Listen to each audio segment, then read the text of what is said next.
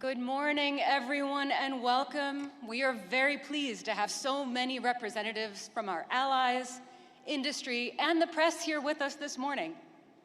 I would also like to welcome those of you who are joining us via live stream.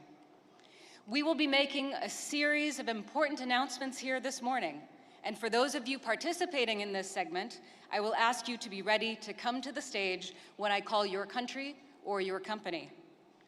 Our first segment this morning will last around half an hour, and we'll then take a short break and move up to the plenary room for more announcements.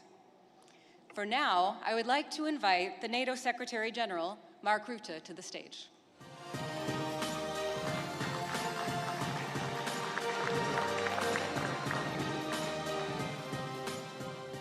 Good morning and welcome. Welcome to the NATO Summit Defense Industry Forum. This is really the platform bringing NATO and industry together. And above all, it's the opportunity to showcase the capabilities and innovation coming out of our industries across the alliance, across NATO. And I'm proud to say that we have a lot to show today. 1 year ago in The Hague, allies committed to invest a lot more in defense. 5% of GDP by 2035. And we are already making remarkable progress. And they agreed to ramp up defense production and innovation. And here we are now, 1 year later in Ankara, already delivering results. Throughout the day, allies and industry from both sides of the Atlantic will reveal new major projects and sign contracts worth billions, literally billions of dollars. These are billions that are invested in our security, boosting our economies, and supporting hundreds of thousands of new jobs. It's money well spent. Today, you will see, and the world will see, industries from North America and Europe working hand in hand, innovating together, and developing next generation capabilities. These are capabilities that are really made in NATO. Not by one nation, but several, working together in close cooperation. And that's how we make our alliance more powerful. It's how we defend our 1 billion people and every inch of our territory, now and in the future. So I would say, let's get started.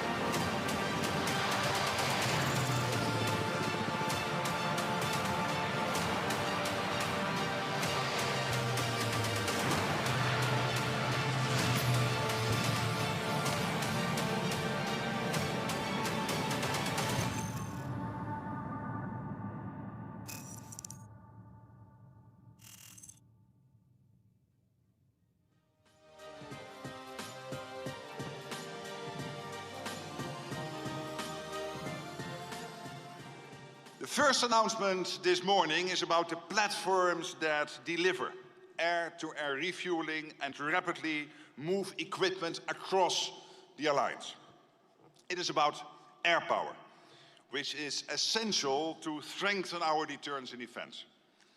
Today, several allies are officially announcing the forthcoming delivery of the 10th Airbus 330 MRTT aircraft to the multinational, multi-role tanker transport fleet.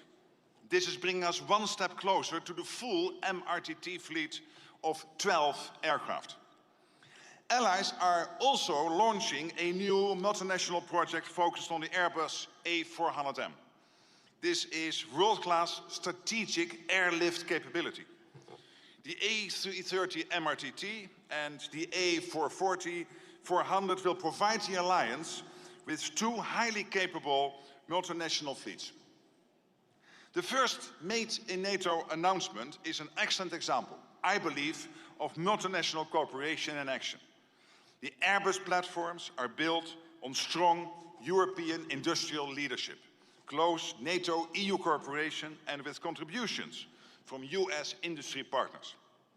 They keep NATO's air power strong, credible, and ready for decades to come. Thank you very much, Secretary General. I would now like to invite the Airbus Chairman of Defence and Space UK, Ben Bridge, to the stage.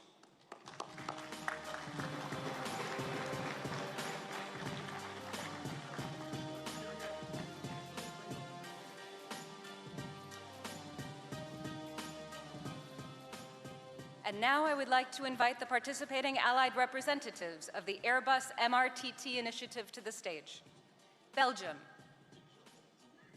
Czechia, Denmark, Finland, Germany, Luxembourg, the Netherlands, Norway, and Sweden.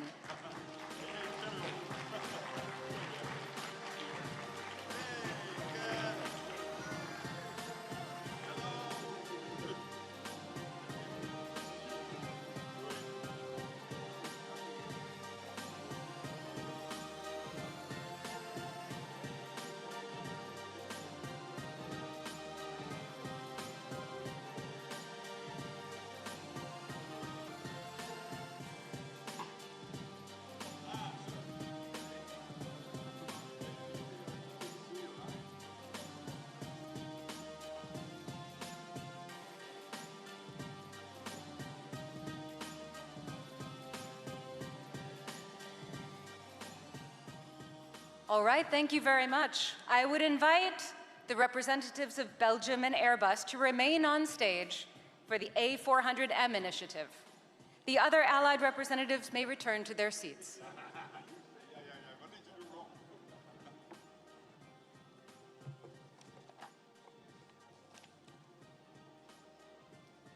And now I would like to invite the additional participating Allied representatives of the A400M initiative to the stage.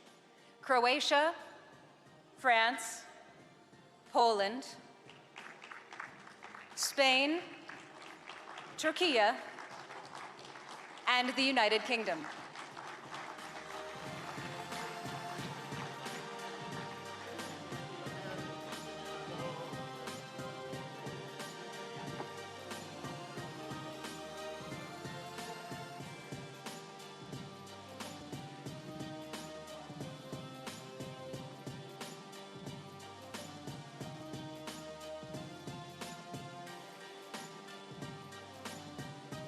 All right. Thank you very much. You may all return to your seats as we prepare for our next announcement. I'll stay here. No, you come here. And our next announcement is on Triton.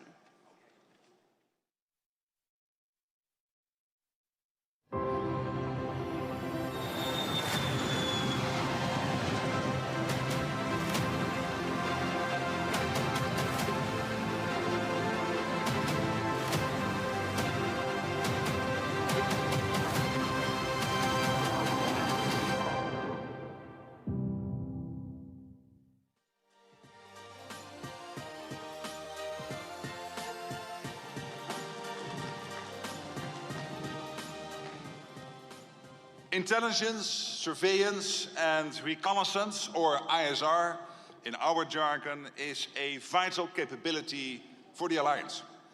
It gives us the situational awareness we need to make the right decisions and stay ahead of threats. Today, Allies are taking a concrete step to strengthen this capability.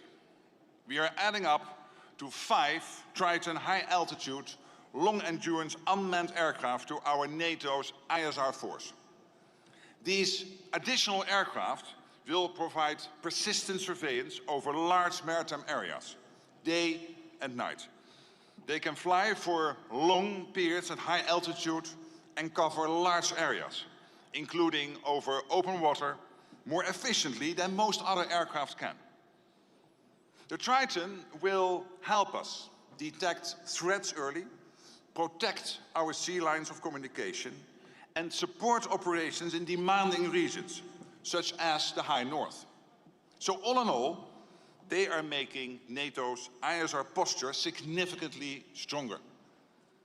Northrop Grumman is building the Triton aircraft, and transatlantic industry is working on mission support, data systems, and infrastructure. It is genuinely made in NATO and creating jobs on both sides of the Atlantic. This is transatlantic cooperation in action. Thank you very much. And now I would like to invite the president of Northrop Grumman International, Frank Morley, to the stage.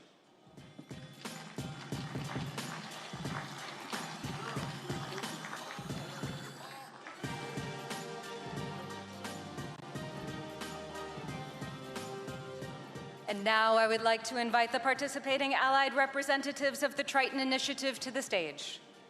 Denmark, Finland, Germany, and Norway.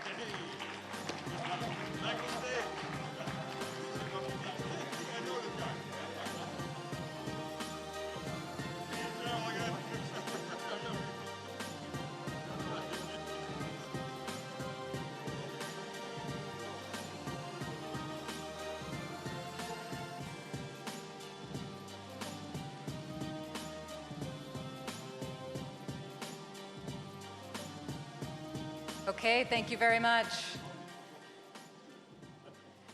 You may return to your seats as we prepare for the third and final announcement of this segment this morning on the Initial Alliance Future Surveillance and Control Initiative. And we will be showing one more video. Here we go.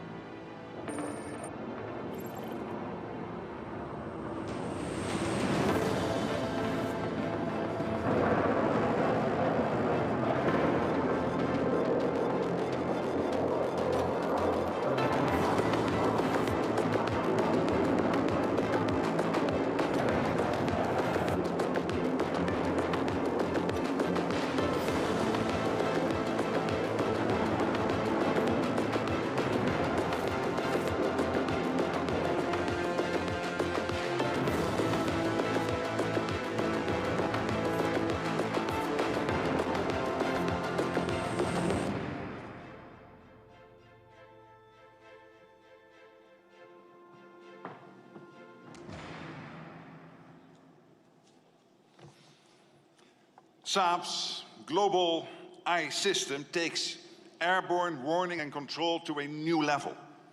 For decades, NATO has relied on a fleet of E-3 airborne warning and control systems that have been our eyes in the skies.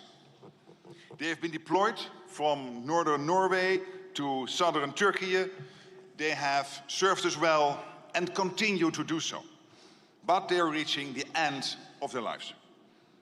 Today, several allies are announcing the joint procurement of up to 10 Saab Global Eye aircraft to replace them. This will ensure we keep NATO's owned and operated surveillance and early warning capability strong and credible for decades to come. In addition, several allies are launching today a multinational project to cooperate on procuring and fielding more airborne early warning capabilities, such as Global Eye, to respond to their national requirements. Global Eye will provide simultaneous surveillance across air, maritime and land domains from a single platform, giving commanders a clear operational picture. It is a proven system with a demonstrated ability to detect, track and identify complex threats, including drone swarms, ballistic missiles and cruise missiles. Like its predecessor, Global Eye is a transatlantic program delivered by European and Canadian industries with essential contributions from US industries. It is a real success story, again, made in NATO. Thank you very much. I would now like to invite the Prime Minister of Sweden, Ulf Kristersson, to the stage.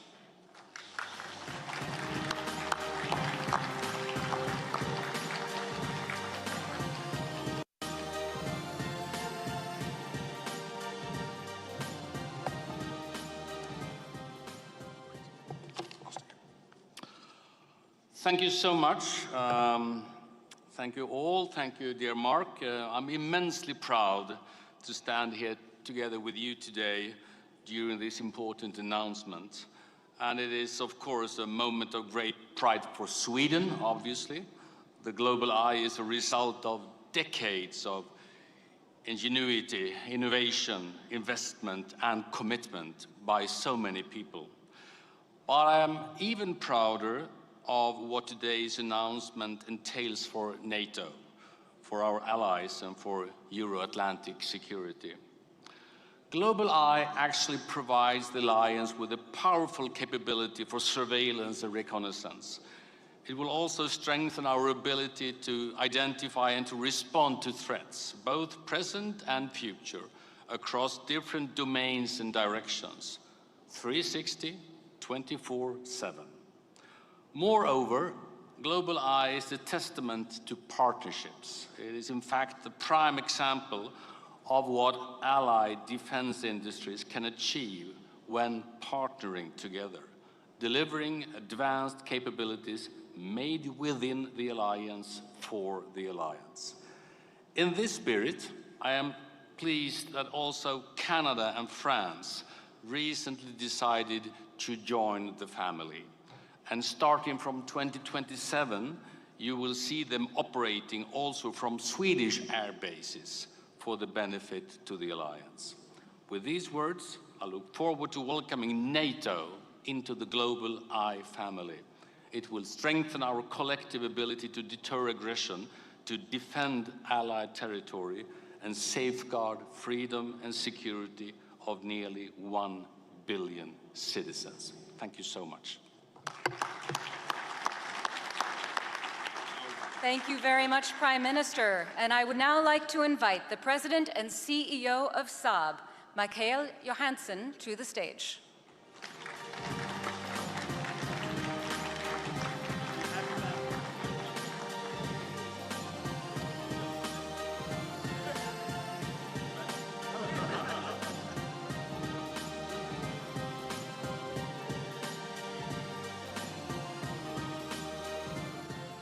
And now I would like to invite the additional participating allied representatives of the Initial Alliance Future Surveillance and Control Initiative to the stage. Belgium, Canada, Denmark, Germany, Latvia, Lithuania, Luxembourg, the Netherlands, Norway, and Romania.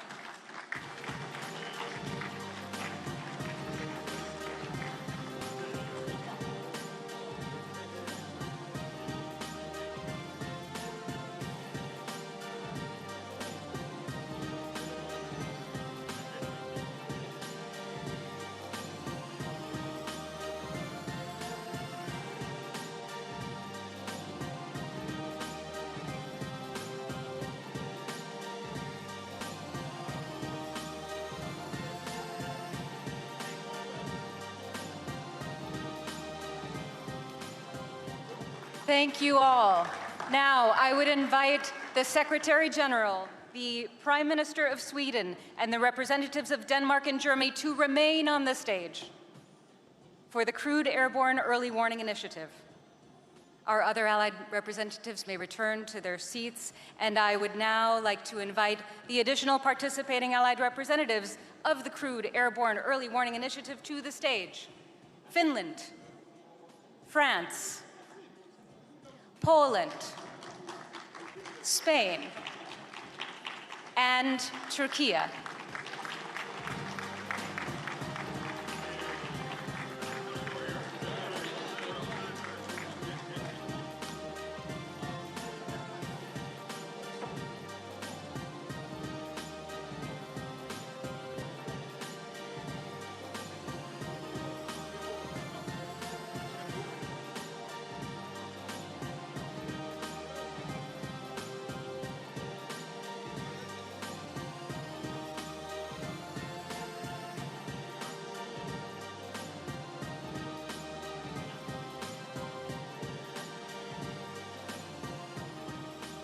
Thank you very much. All of you, including the Secretary General, may return to your seats.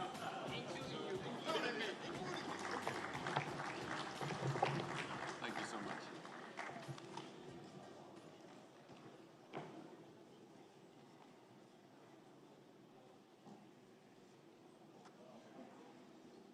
Well, I would say we're off to a great start. Thank you very much to our audience here in the room, and also to those of you who joined us online.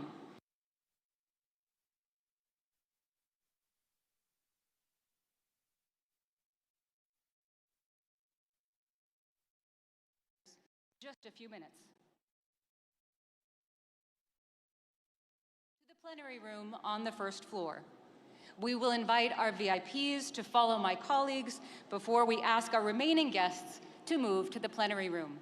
Thank you so much.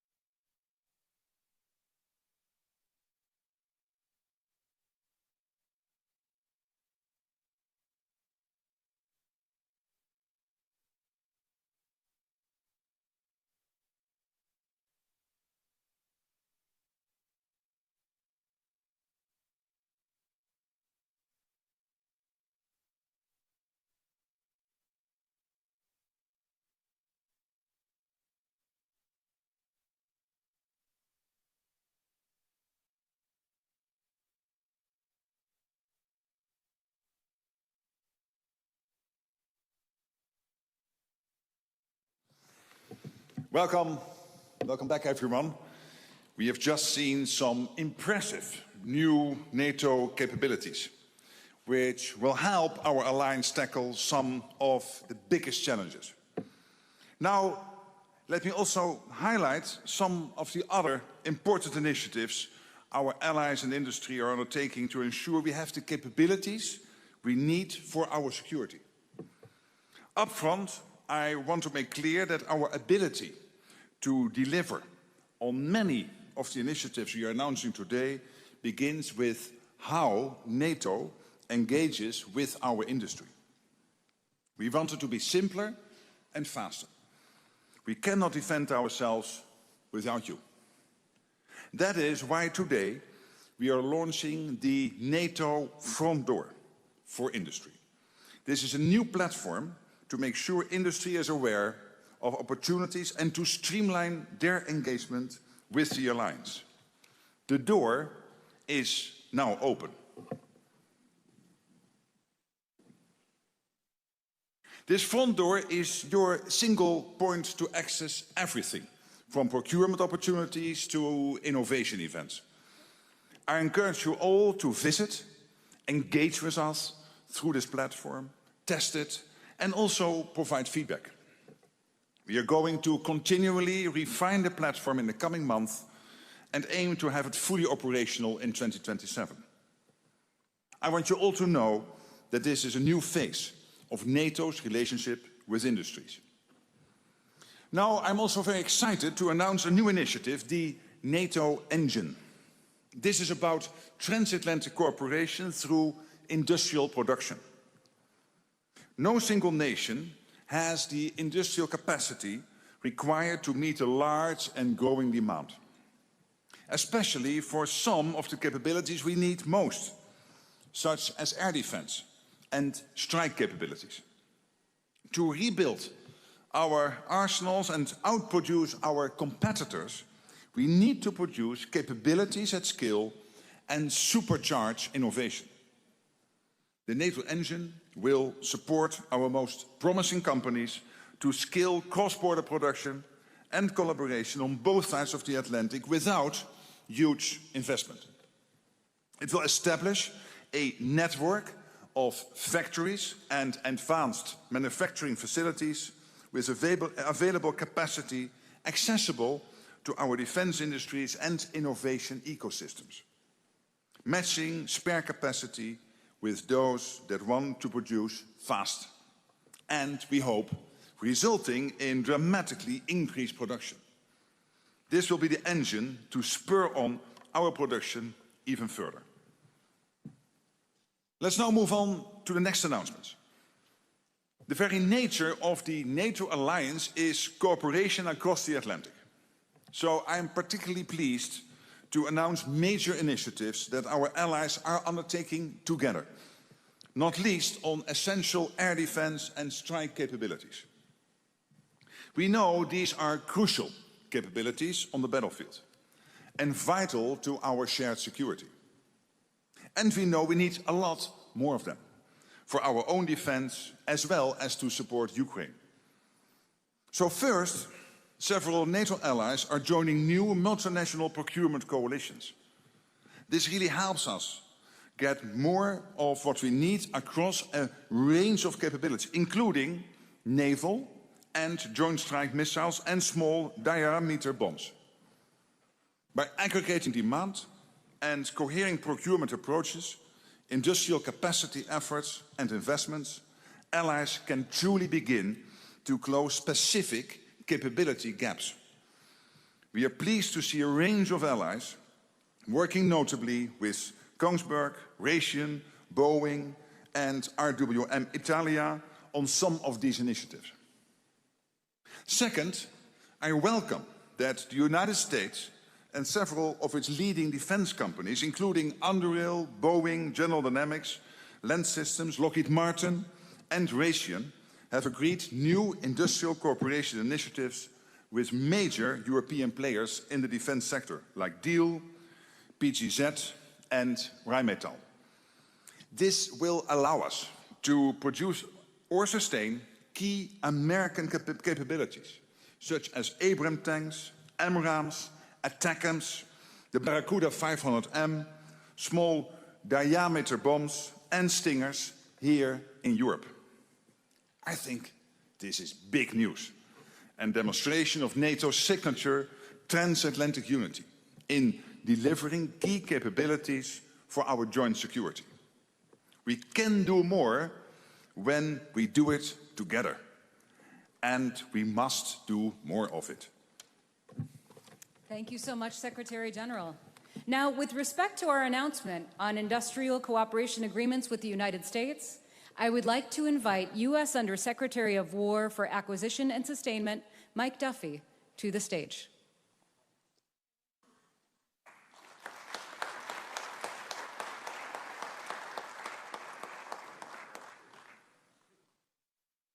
And I would like to invite the additional participating allied representatives of the industrial cooperation agreements to the stage.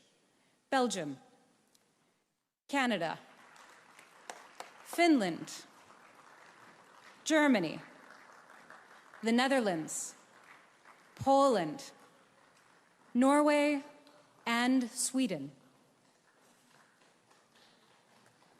And on the industry side, I would also like to invite representatives from Anduril, Diehl, General Dynamics Land Systems, Lockheed Martin, PGZ, Raytheon, Rheinmetall, and the NATO Support and Procurement Agency.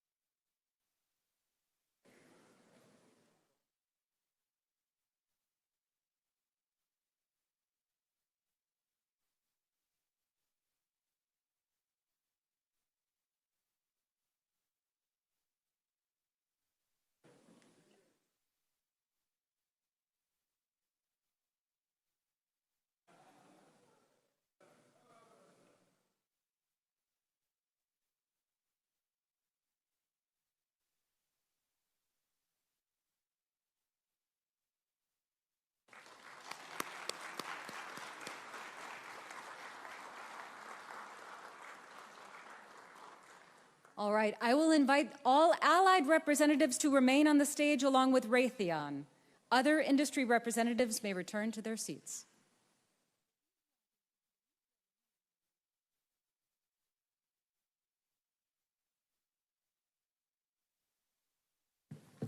And I would now like to invite the additional participating allied representatives of our procurement coalitions to the stage. Denmark, Estonia, Italy, Latvia, Lithuania, Portugal, Romania, Spain, and the United Kingdom. And for industry, I would also like to invite representatives from Boeing and Kongsberg to the stage.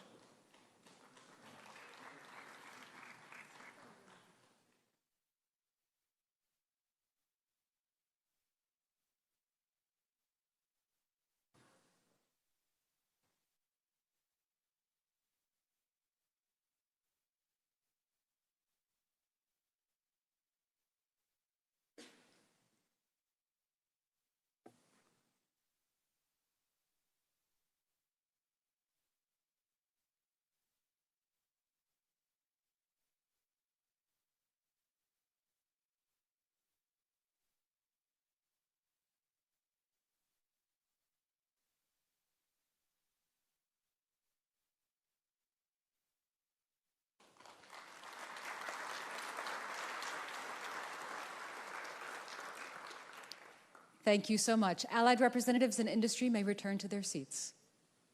Secretary General, I would like to turn back to you to announce our new initiative on defense critical raw materials. Because indeed, today we are launching a multinational project on defense critical raw materials. For our defense to remain ready and strong, we need our industrial base and our supply chains to be resilient and secure. This means we need a stable supply of materials and companies and components across critical sectors, regardless of potential shocks or disruptions. That's what this new project is all about. Several allies are committed to working together to acquire, store, transport and manage stockpiles of defense critical materials, components and recycled products. This project demonstrates allies' strong belief in a cooperative approach as the best way to increase security. I would now like to invite the participating allied representatives of the Defense Critical Raw Materials Initiative to the stage. Belgium, Canada, Denmark, Finland, Greece, Italy, Luxembourg, the Netherlands, Norway, Spain, Sweden, and Turkey.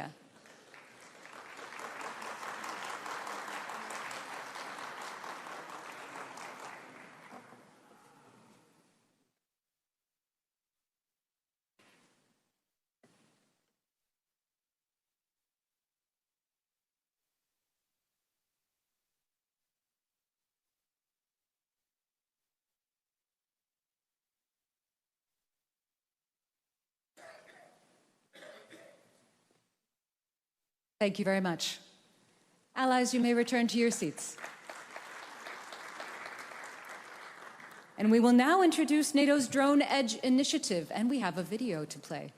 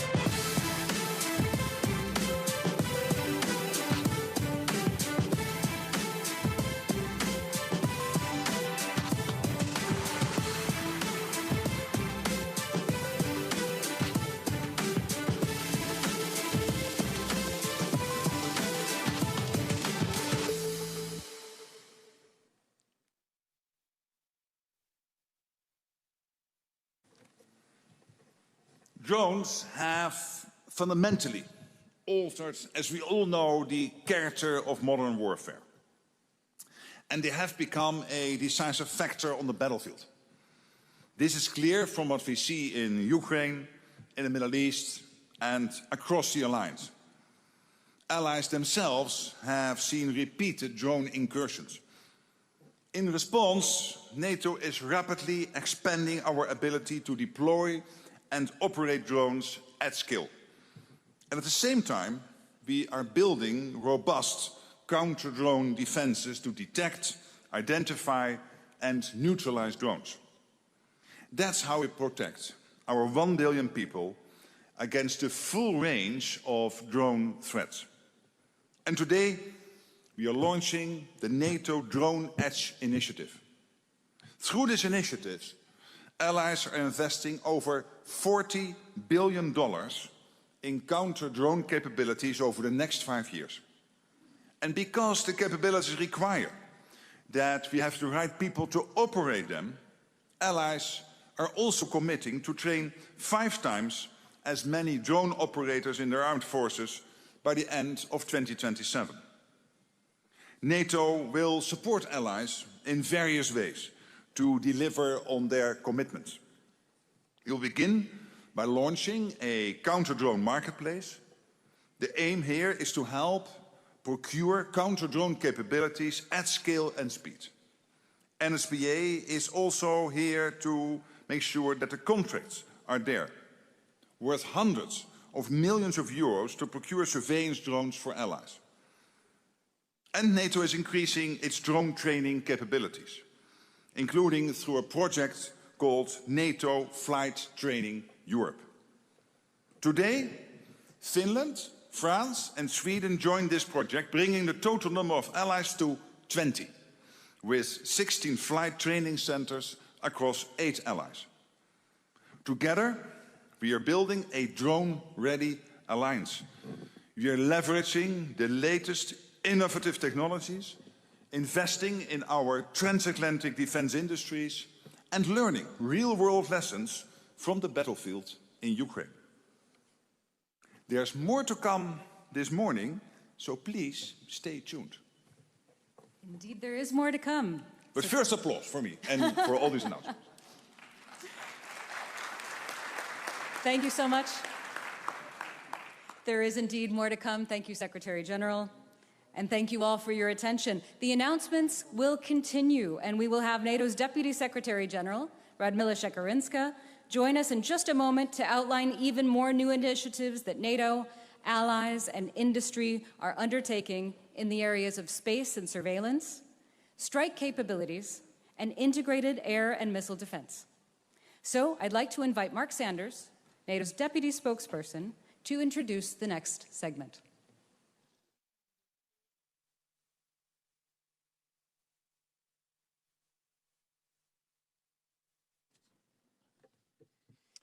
Thank you very much.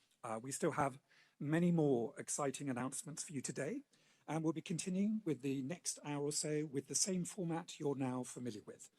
For those of you participating in this segment, I will ask you to be ready to come to the stage when I call your country or company. We'll begin with new announcements in the field of space and surveillance after a short video.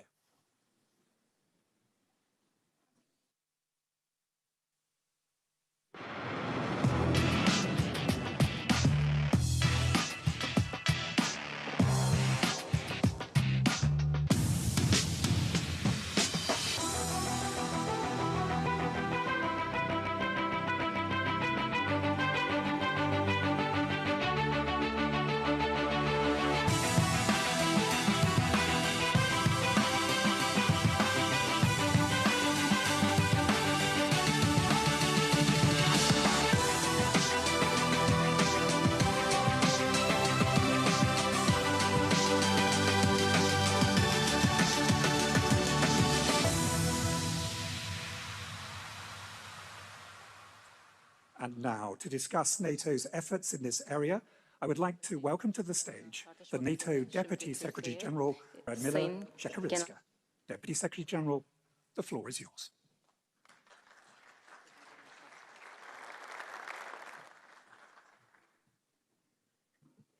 Thank you, Mark, and good morning, everyone. Before I start the big announcements, and this is the part you're all waiting for, let me share how honored and pleased I am to be here with you today. And also to see that our big defense industry forum takes form. We wanted to make this the biggest defense industry forum ever, and I'm pleased to say we succeeded. It's really quite a show. Our governments and our companies and the people working in them are contributing to making NATO's defenses stronger, to make our militaries more capable, and ultimately, our people safer. So this is why we are here today. So without further ado, let me jump right into it. And I will start with, of course, space and surveillance, for which we have already seen the video. Let me start by saying that space is no longer the distant frontier it once was. It is part of our critical infrastructure on which depends, but also it is essential for our security. Our militaries could not function properly today without space-based capabilities. Space technology has become more affordable, and launch costs have significantly decreased. As a result, more countries are investing in their own satellite constellations. Let me mention 4 projects that will enhance our collective space capabilities. And the first one has to do with one of the biggest challenges in the space domain, and that is connectivity. Individual satellite constellations are highly vulnerable to targeted cyber attacks, to jamming or physical destruction, while also being too slow to relay large amounts of data on their own. So today, I'm really pleased to announce that 8 allies are launching a project to explore the development of a mega constellation called HALO, opening a new chapter in allied space operations. So this new model will be particularly helpful for high-speed communications, intelligence and missile tracking, overcoming the cost, the time, and coverage limitations of single-nation satellite fleets. The second one is our NATO flagship initiative for space-based intelligence, which is called Alliance Persistent Surveillance from Space, APSS. It was launched 2 years ago at the Washington Summit, and today Spain will become the 19th country to join the initiative. Spain will contribute by boosting coastal surveillance through imagery from its Atlantic constellation satellites. Third is the recent investment by our host nation, Turkey. Following the success of its original IMECE Earth observation satellite, Turkey is announcing an ambitious plan for the development of 2 additional high-resolution satellites. They will be built here in Turkey by the TÜBİTAK Space Institute with a contract worth over $300 million. Turkey has also signed contracts with Aselsan for the development of low-orbit satellites and military communication systems, as well as the procurement and development of early warning radar systems within the scope of the Steel Dome National Integrated Air Defense Architecture. These contracts are worth in total over $350 million. And they will enhance Turkey's ability to remain connected on the battlefield and their detection and early warning capabilities. These initiatives will contribute to the already robust space and surveillance capabilities in the region. And the fourth one has to do with the fact that space activity demands resilient launch infrastructure. Several NATO allies and Indo-Pacific partners are working on the Starlift initiative to create a network of launch companies and spaceports that could be used, for instance, to launch a replacement satellite in case of an emergency.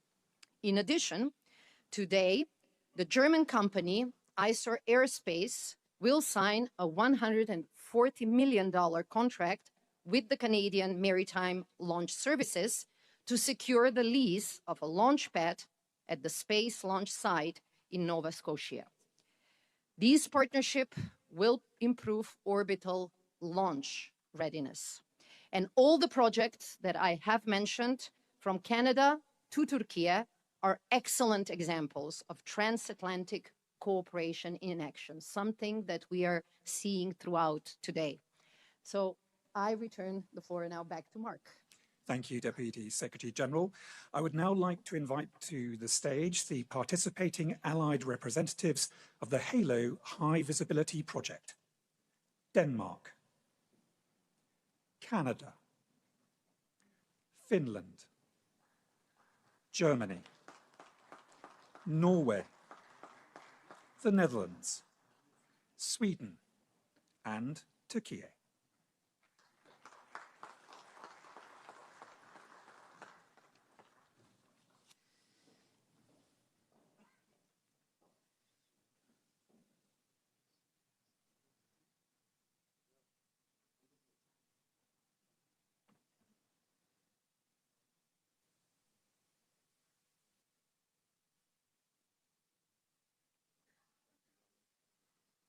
Thank you.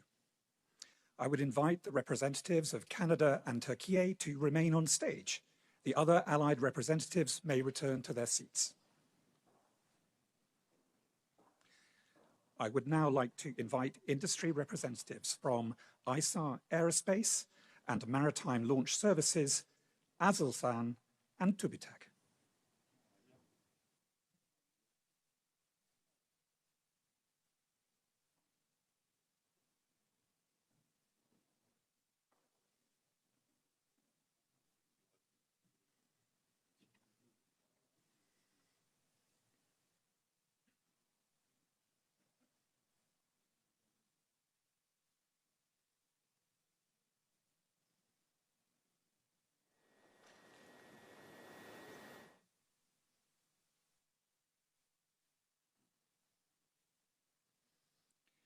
Thank you.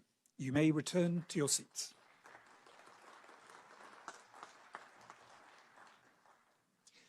We will now move on to new announcements reinforcing alliance strike capabilities.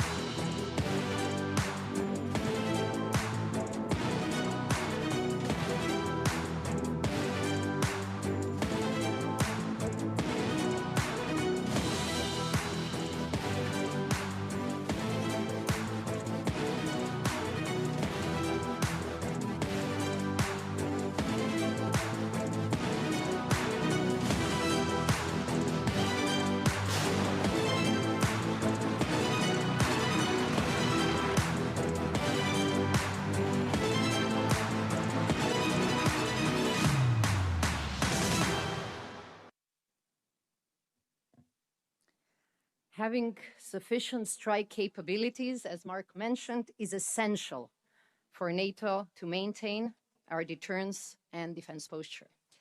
Allies are working on a number of multinational initiatives to develop cost-effective and innovative solutions to meet existing, but also future operational requirements. And we have to do that faster. So one such initiative is the ground-based precision strike project, where 6 allies have come together to develop and deliver low-cost cruise and ballistic missiles at scale.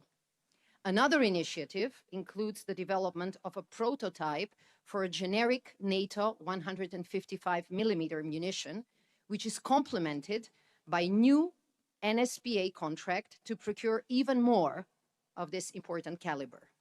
Our host nation, Turkey, has also committed to procuring a significant number of Atmaca land-based long-range cruise missiles. Altogether, these initiatives are worth approximately $1.6 billion. The war against Ukraine has shown us how much modern conflict demands these type of strike capabilities and how quickly stocks get depleted in high-intensity warfare. So this speaks of the urgency of this buildup. These initiatives will help ensure that our production of these essential capabilities is ramped up in really significant manner, and that our militaries have what it takes to keep us safe. Thank you, Deputy Secretary General. I now invite the participating allied representatives of the ground-based precision strike capabilities high visibility project to the stage. Denmark, France, Italy, Norway, Turkey, and the United Kingdom.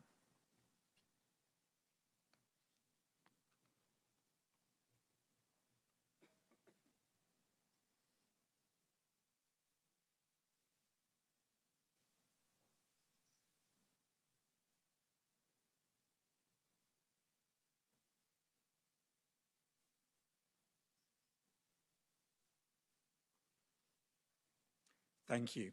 I invite Denmark, Norway, and Turkey to remain on the stage.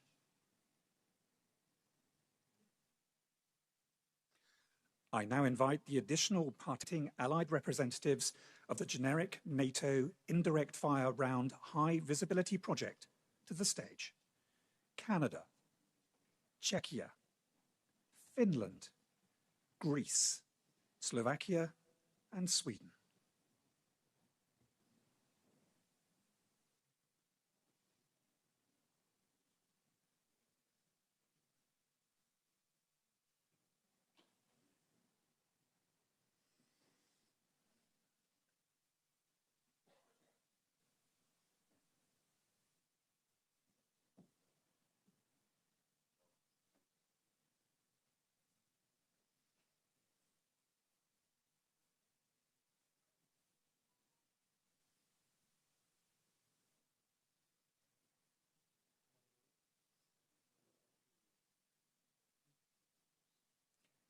Thank you very much. I would invite Türkiye to remain on the stage.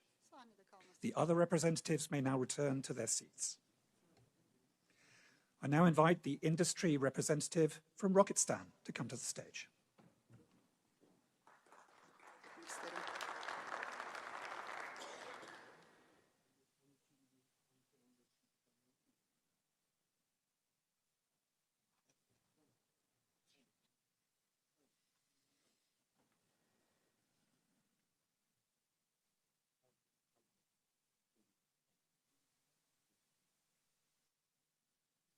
Thank you very much. You may now return to your seats.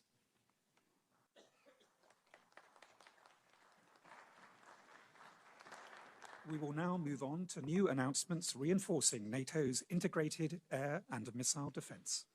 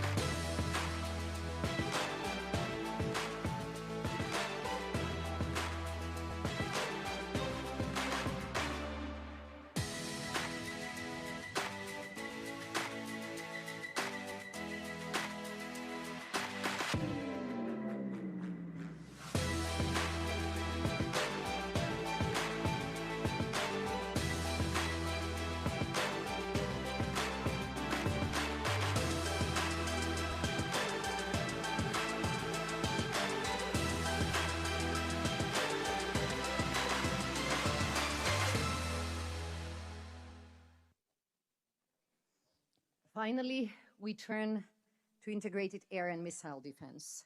NATO's integrated air and missile defense is our first line of defense. And we have witnessed in the course of the last months repeated airspace violations by Russian drones and Russian aircraft. And NATO has successfully intercepted ballistic missiles launched from Iran against our ally Turkey. So the bottom line is, in order to keep all of us safe, we need more of these capabilities. We need many more. We need interceptors, sensors, command and control capabilities.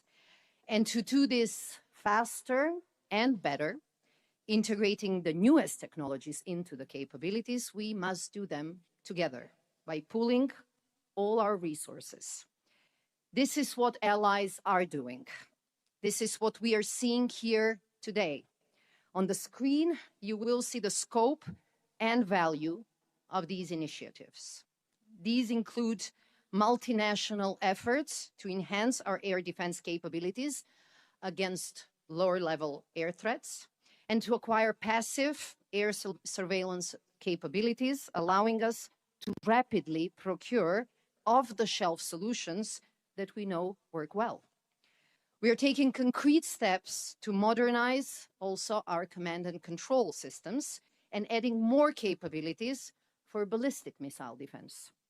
The NATO Support and Procurement Agency has acquired a large number of Patriot PAC-2 missiles in the last 3 years, and it is in the process of acquiring more in the near future. We also see allies doing more together. The Netherlands and Belgium are signing a memorandum of understanding for initiating joint procurement of several essential air defense systems. And Turkey is investing deeply in its remarkable defense industry for the production of a range of air defense systems. Our companies themselves are also stepping up to deliver on demand. Rheinmetall Italia is announcing investments which will enable it to double the production capacity. And it will be done in a production plant in Rome that works on air defense capabilities and ammunition. All of these announcements are impressive. All of them are crucial, and all of them are urgent. And this is all necessary to keep our skies safe and to keep our deterrence and defense credible. Thank you, Deputy Secretary General. I now invite the participating Allied representatives of the High Visibility Project on Air Defence Capabilities against Lower-Level Air Threats to the stage. Belgium, Denmark, Finland, Greece, Romania, Sweden, and Turkey.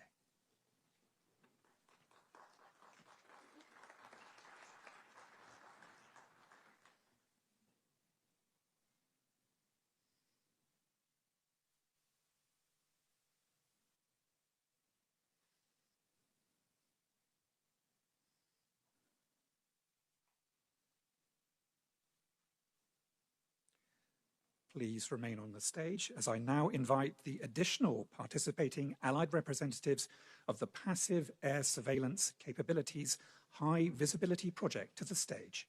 Norway, please.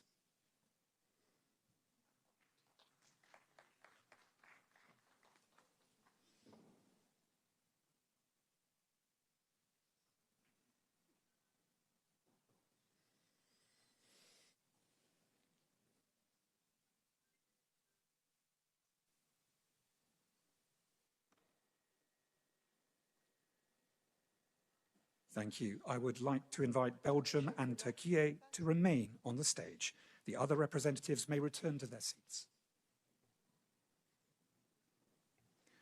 For the new joint procurement initiative of the Netherlands and Belgium and the Turkish investments in IAMD, highlighted by the DSG, I would now like to invite Allied representatives from the Netherlands and Turkey to join Belgium on the stage, as well as industry representatives from Aselsan and Roketsan.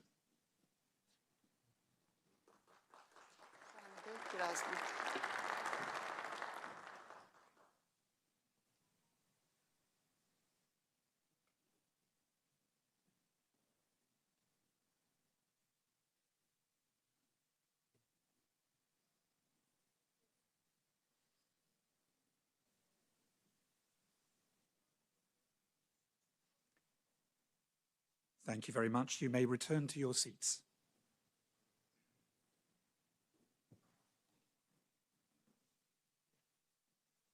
Deputy Secretary General. So today we demonstrated our commitment to really turn cash into capabilities. Allies are putting the extra defense spending at work. We have done this through an impressive range of announcements and contracts for delivering capabilities across a wide set of really critical areas. Now it is time to, in a way, seal the deals by putting pen to paper. For this, I would like to invite all contributing allies to come on stage and sign on the dotted line.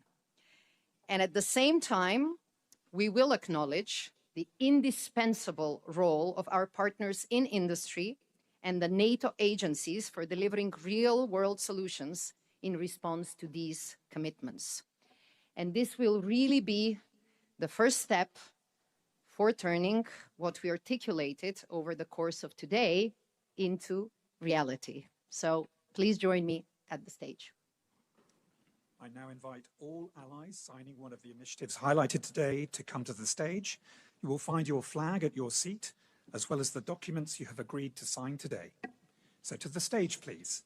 Belgium, Canada, Croatia, Czechia, Denmark, Estonia, Finland, France, Germany, Greece, Iceland, Italy, Latvia, Lithuania, Luxembourg, the Netherlands, Montenegro, North Macedonia, Norway, Poland, Portugal, Romania, Slovakia, Spain, Sweden, Turkey, the United Kingdom, and the United States.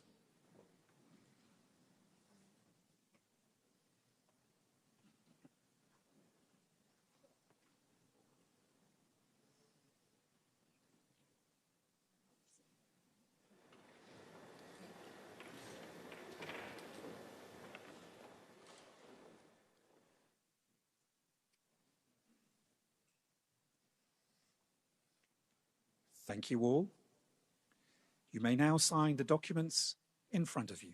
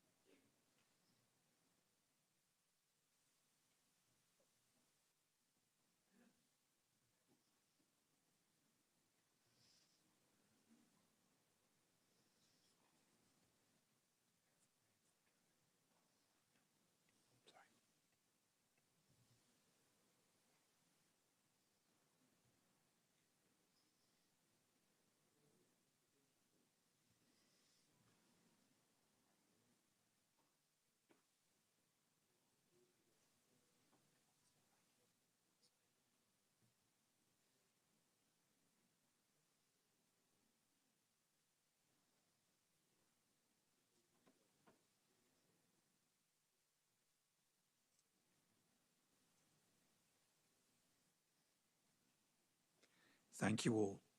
I now invite our signatories to the stairs, together with the NATO's Deputy Secretary General at the center of the stage for a group photo, please.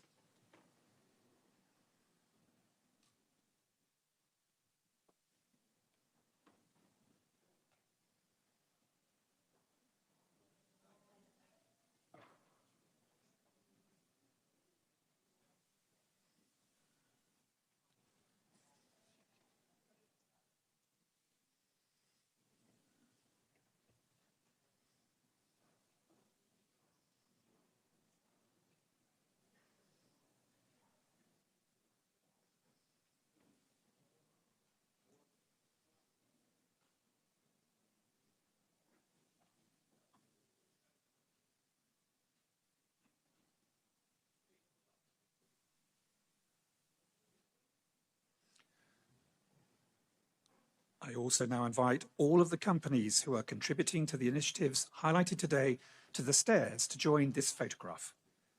Accenture, Airbus, Anduril,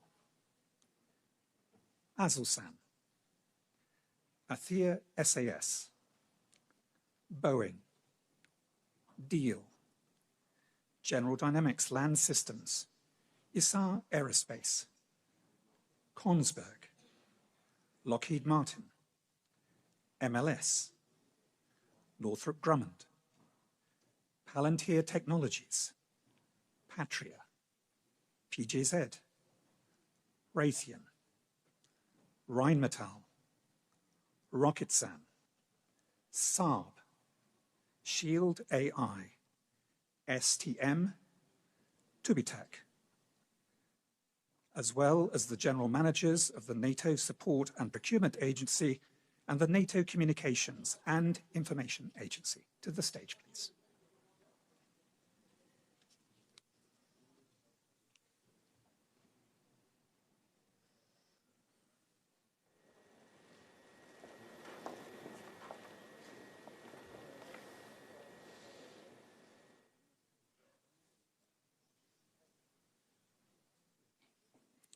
Thank you all for being here today and for following us online. This concludes this segment of our announcement ceremony, and thank you to the Deputy Secretary General.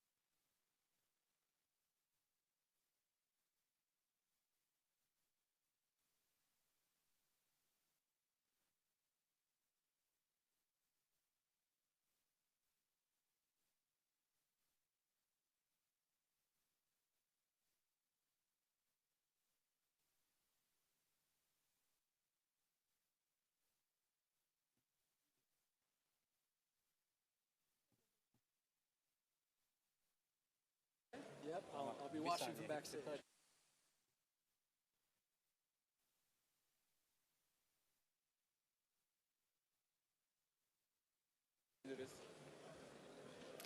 Ladies and gentlemen, please. Hanımefendiler ve beyefendiler, lütfen yerinize oturabilir misiniz? Etkinliğimiz başlamak üzere. Teşekkür ediyoruz.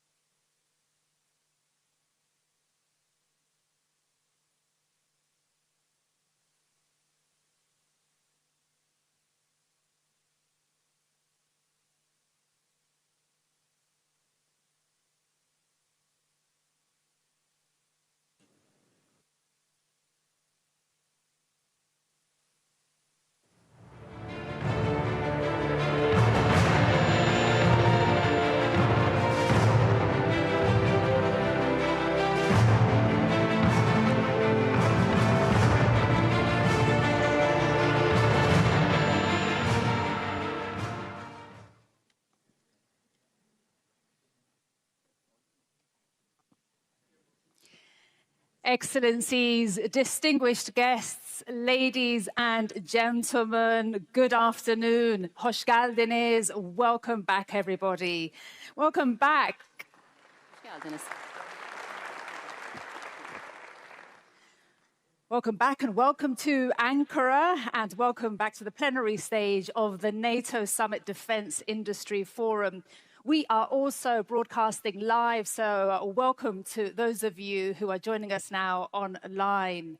I'm Maria Ramos. I'm a television news anchor for Turkey's international news channel, TRT World, and I'm also a Master of Ceremonies today. It's such a pleasure to be with you here today for the NATO Summit Defence Industry Forum. This morning, as so many of you heard, the NATO Secretary General and the Deputy Secretary General made a series of important announcements. And they demonstrated how the alliance is uniting, innovating, and also delivering on production capacity and also on the capabilities that matter the most. And you can read all about these announcements on the NATO website and also, of course, in the press. Ladies and gentlemen, we have an amazing and very rich afternoon ahead for you today. And we have gathered here heads of state, ministers, CEOs from a very wide range of industries. And they will be sharing how NATO is working to deliver on its commitment to rapidly ramp up defense industrial production and innovation across the alliance. And before we begin, please, phones on silent. Ladies and gentlemen, let's start. Please join me in welcoming to the stage the Minister of National Defense of Turkey, Yaşar Güler. Excellency, the stage is yours.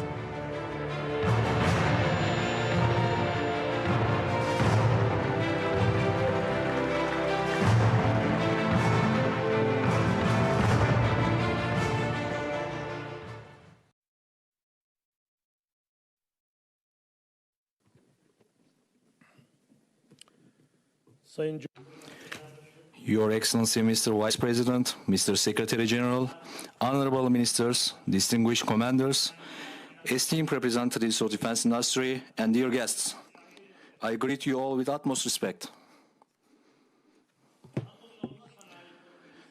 It's a great pleasure to be with you on the occasion of NATO Defense Industry Forum today.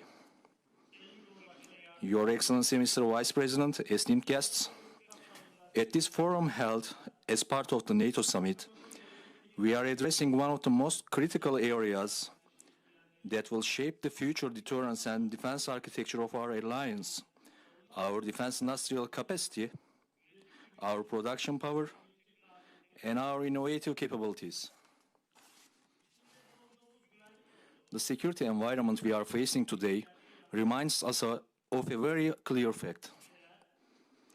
In order to protect their sovereignty, rights and interests, countries must have a strong state structure, effective diplomacy, deterrent military capacity, and a sustainable defense industry ecosystem.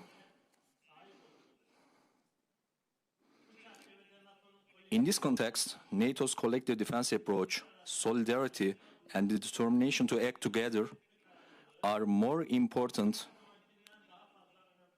today than ever before.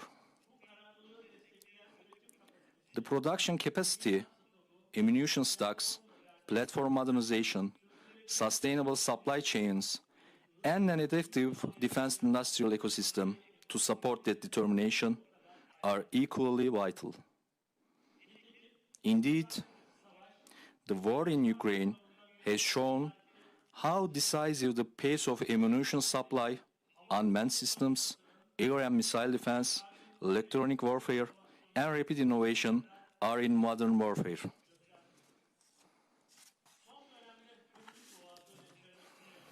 Recent developments around the Strait of Hormuz have once again demonstrated that the security of lines of communication and supply chain management are now an integral part of defense planning. Therefore, the fundamental question for all of us is, how quickly can we turn our commitments into real capabilities? This is precisely one of the main objectives of the Ankara summit. Allies demonstrating the increase in their defense investments, meeting new capability targets, expanding production capacity, and building a stronger, more innovative, and more resilient transatlantic defense industrial base.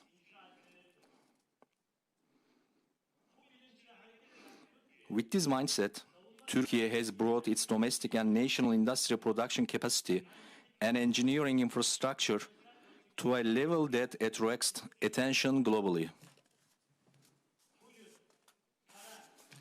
Today, we possess significant capabilities across a wide spectrum, from land, naval, and air platforms to unmanned systems, electronic warfare capabilities, and air defense solutions. Indeed, dozens of military vessels are being built simultaneously in our shipyards. Turkey has a level of naval platform production capacity which meets her own requirements and also contributes to allies and partners.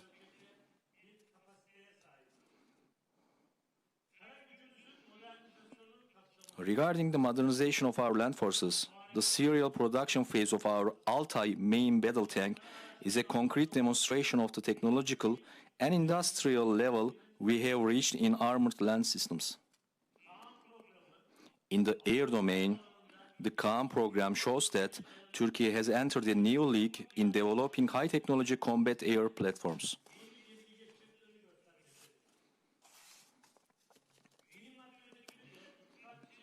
Ammunition production is also one of the most critical issues for the alliance.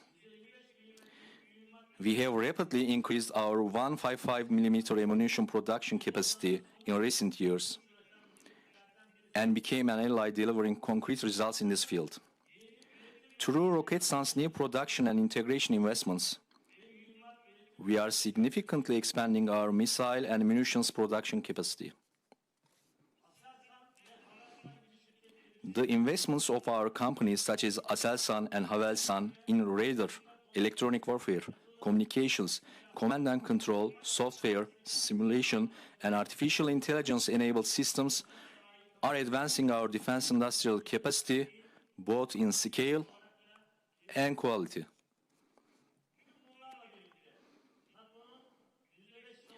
Additionally, we also attach great importance to NATO's 5% defense investment pledge, because it is also a concrete expression of the alliance's will to strengthen deterrence, scale up defense production, and deliver the capabilities we need on the ground in a timely manner.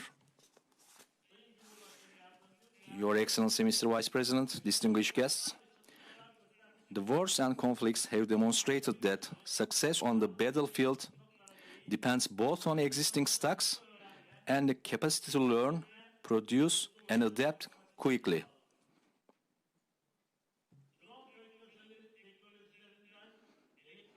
From drone technologies to electronic warfare, from ammunition production to software updates, the shorter the distance between the troops, engineers, entrepreneurs, and decision makers is, the greater the effectiveness on the battlefield becomes. Therefore, our task is to build this culture of cooperation in peacetime. Once a crisis emerges, it may be too late to establish production lines, build supply chains, or develop common standards. The preparation must begin today. Our call is clear. Let us turn commitments into capabilities. Let us turn resources into production. Let us turn industrial strength into deterrence. And let us strengthen the security of our alliance, not merely with words, but with concrete capacity that has real effect on the ground. In this context, we hope that the meetings and assessments of this forum will result in real projects, joint ventures, production arrangements, and capability outputs. With these thoughts in mind, I once again greet you all with the utmost respect and thank all participants of this magnificent event. Thank you.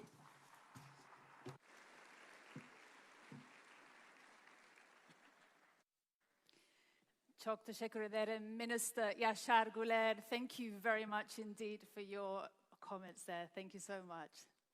All right, ladies and gentlemen, we continue. Please join me now in giving a very warm welcome to the NATO Secretary General, Mark Rutte. The stage is yours, Secretary General.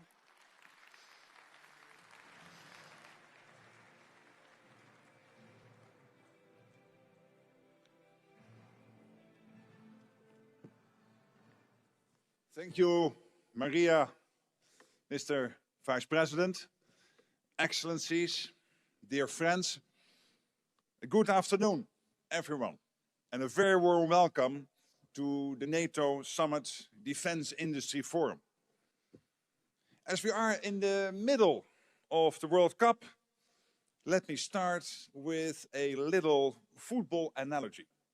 And I do this with a heavy heart, as the Netherlands, my country, has been kicked out, and also Curaçao, which is part of the Kingdom of the Netherlands, has been kicked out of the World Cup. But still, I maintain the football analogy. Because there is something I believe football teaches us. No team wins because of one brilliant player. We need a goalkeeper, you need the defenders, the midfielders, the strikers. And yes, everyone notices the player who scores the winning goal. But behind every successful player and team out on the pitch are many others on the bench and behind the scenes. The coaches, the trainers, the analysts, the people making sure everything works. Everyone matters, no one wins alone. NATO is much the same.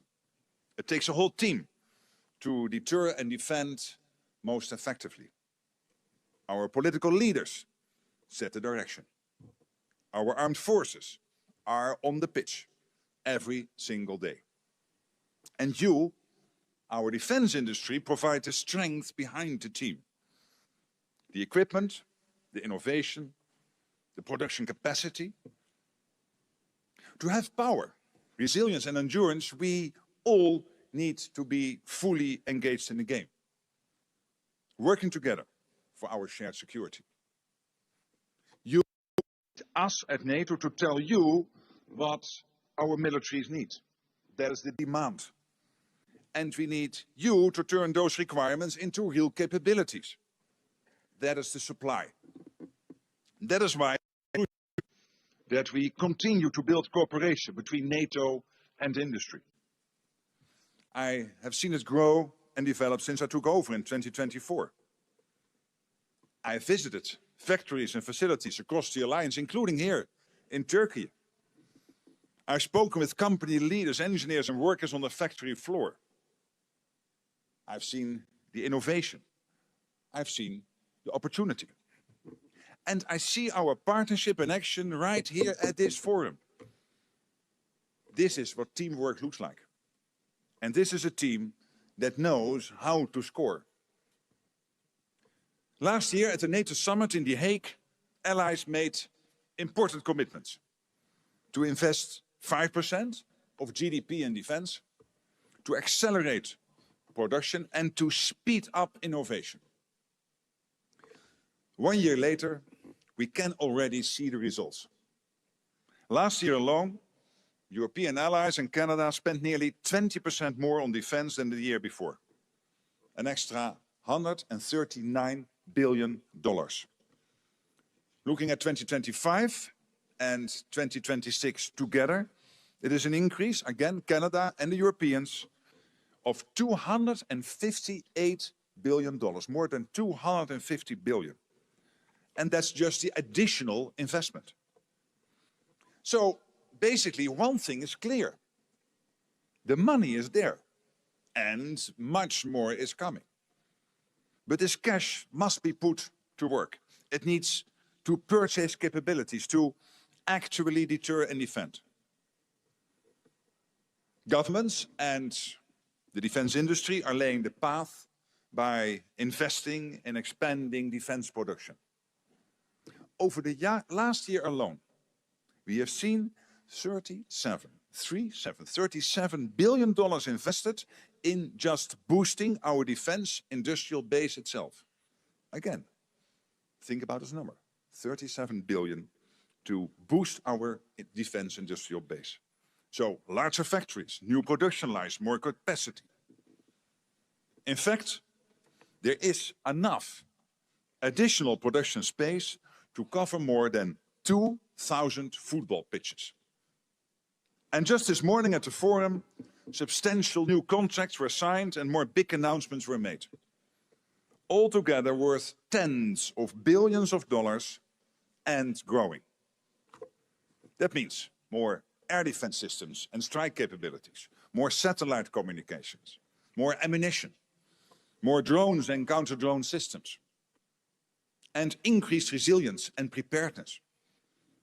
According to our projections, by next year, the alliance will have the capacity to produce around 4 million artillery shells annually. Almost twice as many as last year. That's scale. So yes, we have made real progress. We are moving in the right direction. The strategy is clear. But the match is far from over. And to win it, we need all team members to pull their weight. Do more, faster, together. We don't have the luxury of time. We need capabilities now to ensure we remain ready. The security situation demands it. Russia. Russia is pouring almost half of its national budget into its war machine. Can you imagine? Almost 50% of what Russia spends is put into the war machine. Its defense industry is working around the clock. And not only the defense industry, also the rest of the industrial base in Russia is supporting the war effort.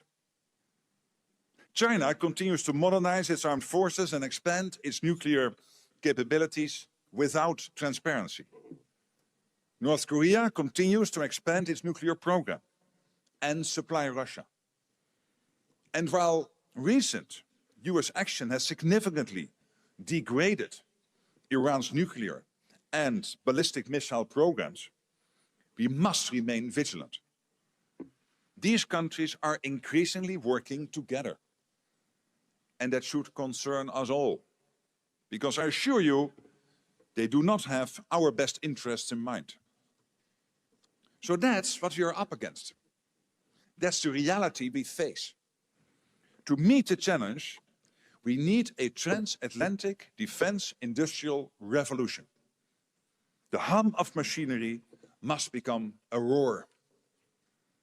Now, that sounds dramatic, but it can be done. Governments have their role to play. They must continue placing long-term orders and signing contracts. Today is an excellent example of that kind of contracts we need to put on the table. More of that, please. We need a bonfire of red tape in our procurement and in our cross-border regulation. Both government and industry must continue investing in production capacity. Governments must also create the conditions for industry to expand and cooperate. Factories need reliable energy, electricity and fuel. They need secure supply chains.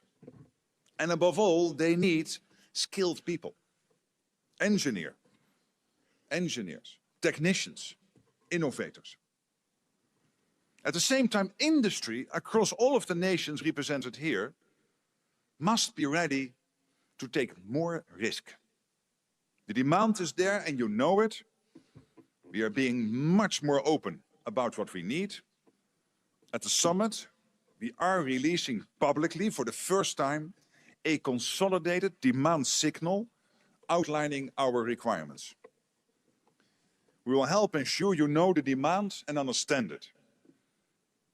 And you also know the market is growing. Allies will continue to invest in defense. This is not an anomaly, this is a trend. Lastly, no single nation and no single industry can power an industrial revolution alone. But the good news is that we don't have to, because we have NATO. We combine the assets, the technologies and the industries of 32 countries across Europe and North America. That's incredibly powerful. We have an unequaled pool of talent, creativity and expertise out there. And many are right here in this room today. And we are even stronger when we work together with our partners. With Ukraine, of course, which continues to innovate at incredible speed. It now boasts an unparalleled drone ecosystem. And we are creating opportunities for more industrial cooperation and co-production with Ukraine. We must seize this opportunity. We are also building industrial cooperation with the European Union and countries in the Indo-Pacific. I've seen the Japanese defense minister and others here in this room today. Welcome. Because when we combine our efforts, we produce more, we innovate faster, and we strengthen all our security. So today, we are on the cusp of the transatlantic defense industrial revolution. I'm asking you to take a leap and show our people that we are ready and capable to protect them anywhere at any time. And show Russia and all those watching today that the transatlantic defense industrial base is mobilizing with purpose. Not in anger, but for our collective security. So let me finish where I started. Winning teams prepare. They train, they invest, they build trust, and they keep improving. That's exactly what we must continue to do. The partnership between NATO and industry is the winning one. So now, let's deliver even more, even faster, and together. Thank you. Thank you so much. Thank you. Thank you. All right, we continue. Thank you so much, Secretary General Mark Rutte, and thank you for that analogy also with regards to football, very important. All right, for our next keynote, it's a pleasure, ladies and gentlemen, to welcome to the stage the Vice President of Turkey, Cevdet Yilmaz. Excellency, the floor is yours. Welcome to you.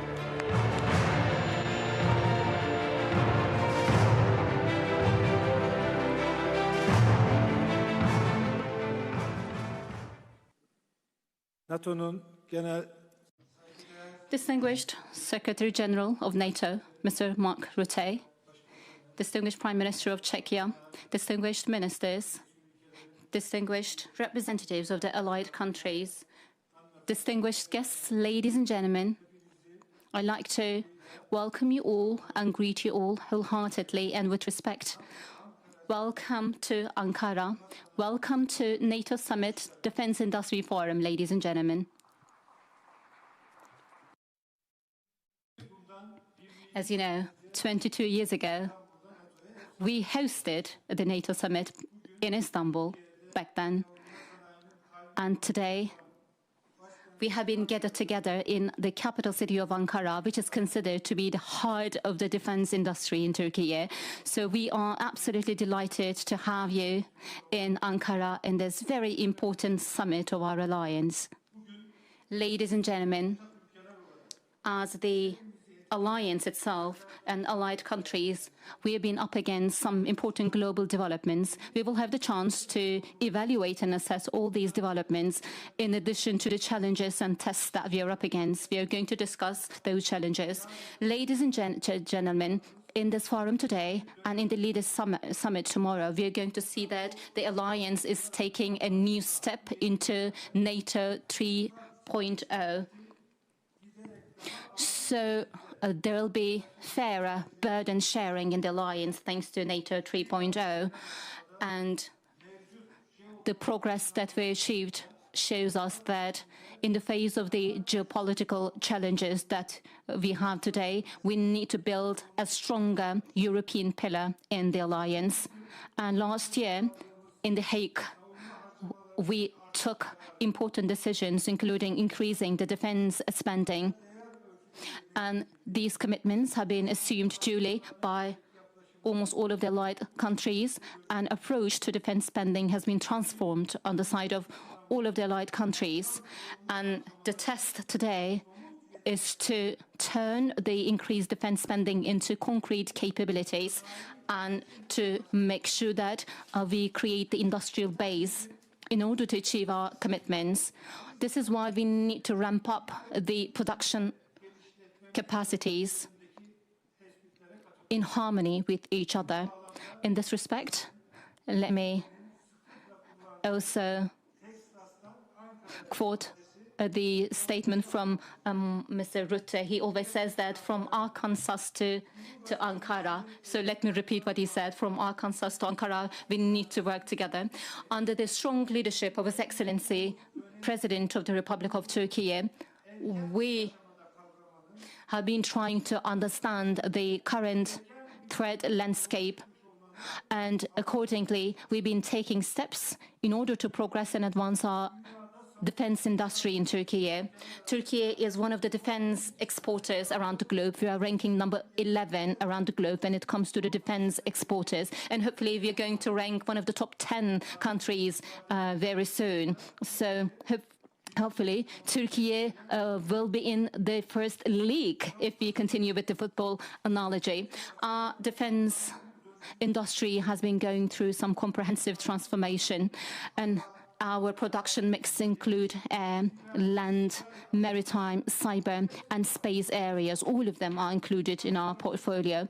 As a result of our extensive capabilities, the localization rate of the Turkish armed forces is more than 80% nowadays. And for the allied countries, Turkey is being a source of supply, reliable supply, and a source of reliable project making.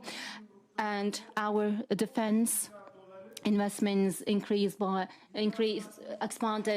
$11 billion. And our exportation, more than half of our exportation goes to the NATO allied countries and the European Union countries. And Turkey has been receiving lots of praise because of its UAVs and combat UAVs today, from electronic warfare to combat fighters, from fifth generation combat jet to strike capabilities. We have the state-of-art technologies, and we can develop state-of-art technologies in all of these areas. 5 of the top 100 defense countries around the globe come from Turkey. So this point that we've achieved in the area of defense industry is no coincidence. We've been progressing thanks to the collaboration between public sector and the industry in Turkey. And the industrial companies have been involved and engaged in this whole process from the beginning in Turkey. This is why we are successful today. Today, Mr. Secretary General has made lots of important announcements, and he also announced the widespread strategy of NATO towards the defense industry. This strategy is well adopted in Turkey. Resilience of defense industry is not only something to be dealt with by the governments and companies today. We need to collaborate with the universities, we need to collaborate with the finance sector and the workforce. All of the layers of the society need to be involved in this whole process, we believe. And this whole structure depends on human power, manpower, and the average age of the workforce in defense industry is 34 years in Turkey, and half of the engineers are young women in Turkey, which tells us something. It tells that we own the future thanks to the young workforce that we have in Turkey. One of the most important pillars of a strong defense industry is to have this skills pool required. This is why we are going to enhance and improve our skills pool and workforce. And we've been employing more than 100,000 skilled workforce. We are ramping up our investments, and we're also focusing on civilian industries as well, with all the technological innovations that we're focusing on. And this is how the defense industry is also contributing to economic development and social welfare. I was the welfare minister for long years, so I can say that defense industry contributes to both economic development and social welfare in general. Speaking from experience, I can say that. Similarly, artificial intelligence is what we have been focusing on, because technology has the game-changing capability. This is why we need to keep a close eye on the artificial intelligence. We've been focusing on research and development as an indispensable part of this whole innovative process. On the other hand, for the development of the defense industry, we attach great importance to international collaboration. And Turkey is not limiting its collaborative actions to exportation only. We are engaged in joint production, joint design and development processes with the allied countries. Last week, His Excellency, President of the Republic of Turkey, explained to the allied parliamentarians that we need to remove the barriers to collaboration in the area of defense industry, and trade restrictions in the area of defense between the allied countries should be lifted altogether. And if we want to increase the military readiness of the alliance, if you want to improve the collective defense in the alliance, then we need to overcome all these meaningless, senseless barriers and the sanctions. This is why all the bilateral restrictions between the allied countries should be lifted, and Turkey, which is contributing greatly to the European pillar of NATO, should be able to contribute to the defense and security initiatives in European Union and elsewhere. Otherwise, the progress in the development capacity will go down and the production cost will go up. So if you want to see a stronger, more resilient Euro-Atlantic system, then technological capabilities and operational experience should be there in a strategic architecture that we're all involved in. And Turkey is a strong, reliable country in this architecture, which is prepared to contribute greatly to the improvement of that architecture. Ladies and gentlemen, with this in mind, all the deliberations and discussions that we are going to hold under the forum and during the summit will hopefully be beneficial to the entirety of the alliance. Hopefully your contacts and meetings will pave the way for new collaborative actions. Ladies and gentlemen,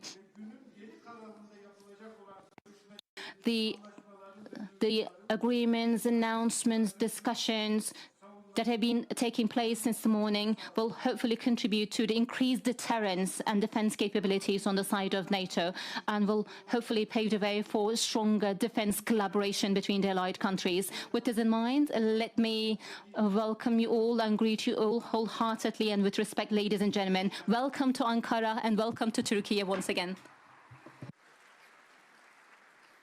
Çok teşekkür ederim Cevdet Yilmaz. Thank you very much indeed. Thank you. And I'm sure, ladies and gentlemen, if I may, speaking on behalf of all of us, how happy we are and grateful for Turkey's generosity and hospitality as hosts of this important event. Teşekkür ederim, Turkey. Thank you very much indeed for being such graceful hosts. Ladies and gentlemen, we move now to our panels, and we'll be starting with one entitled Navigating the Ramp Up, a Conversation with Industry.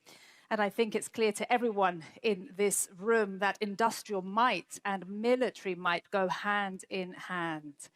And our conversation this afternoon is just that, navigating the ramp up, a conversation with industry. Now, this features several private sector leaders who are working to ensure our militaries are getting what they need.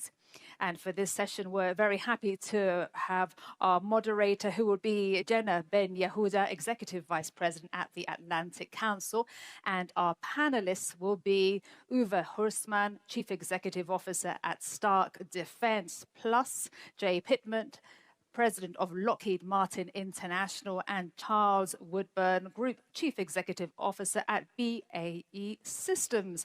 I now invite you all to join me here on stage. Welcome to you. Jenna, hi.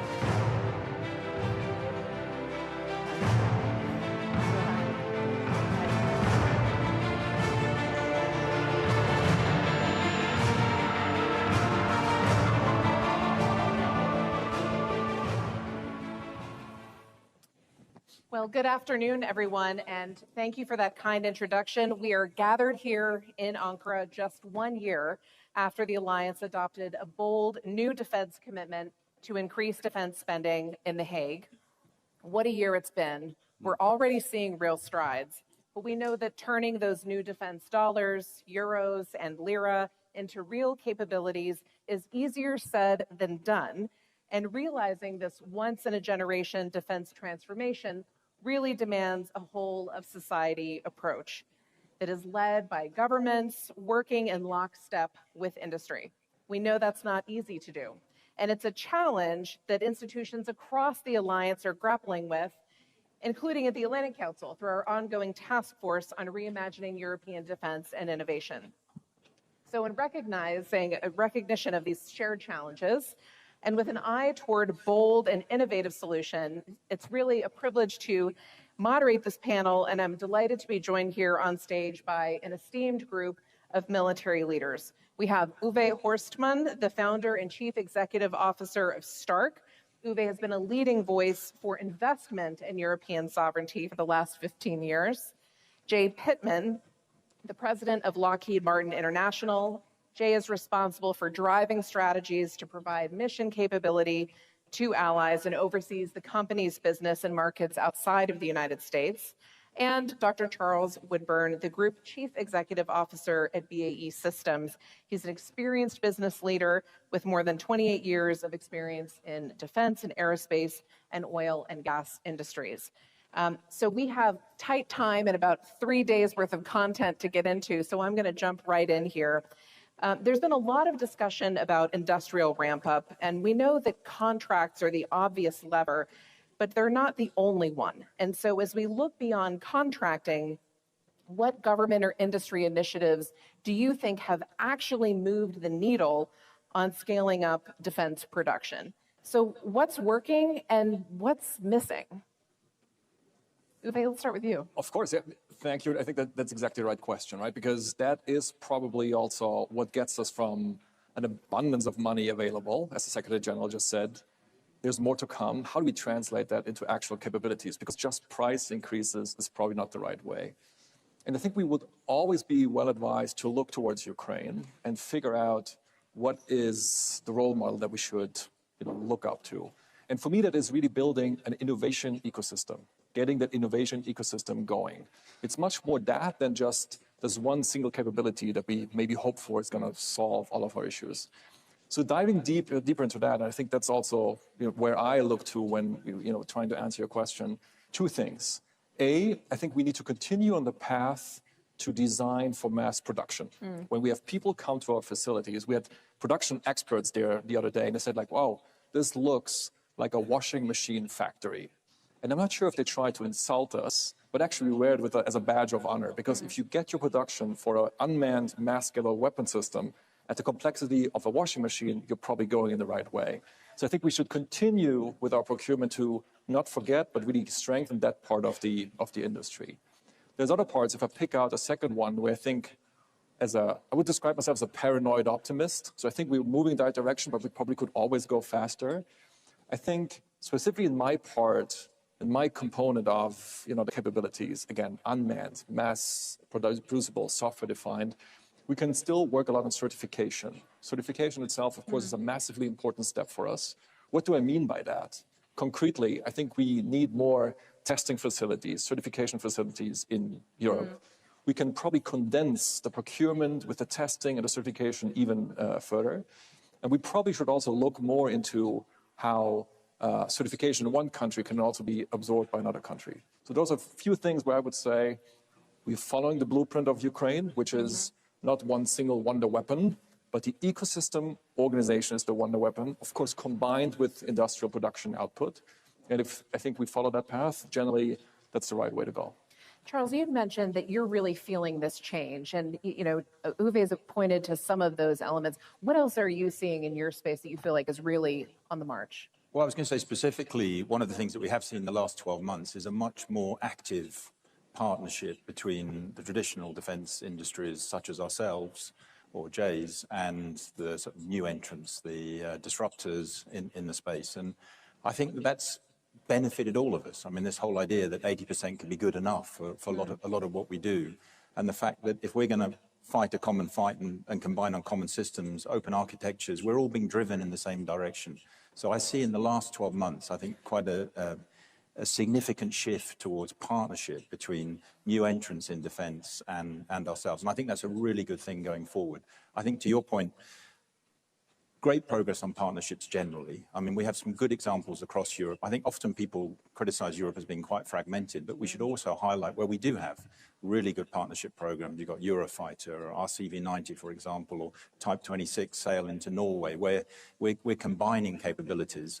I think as SecGen spoke earlier, the importance of a consolidated demand signal is incredibly important. But I think NATO have got a lot better at giving industry what they have. And I think finally, as a global player, and Jay would be in the same position, where we see countries within the alliance or indeed outside the alliance doing sort of best-in-class procurements, and I'll hand over to Jay to talk about the missile procurements, the ramp-ups in the US, they look genuinely best-in-class, the way those contracts are being structured. It's important that we explain that to our other global customers, because where we see good, it's important that everybody learns from that. And sometimes as a global defense company, that's a role that we can fulfill.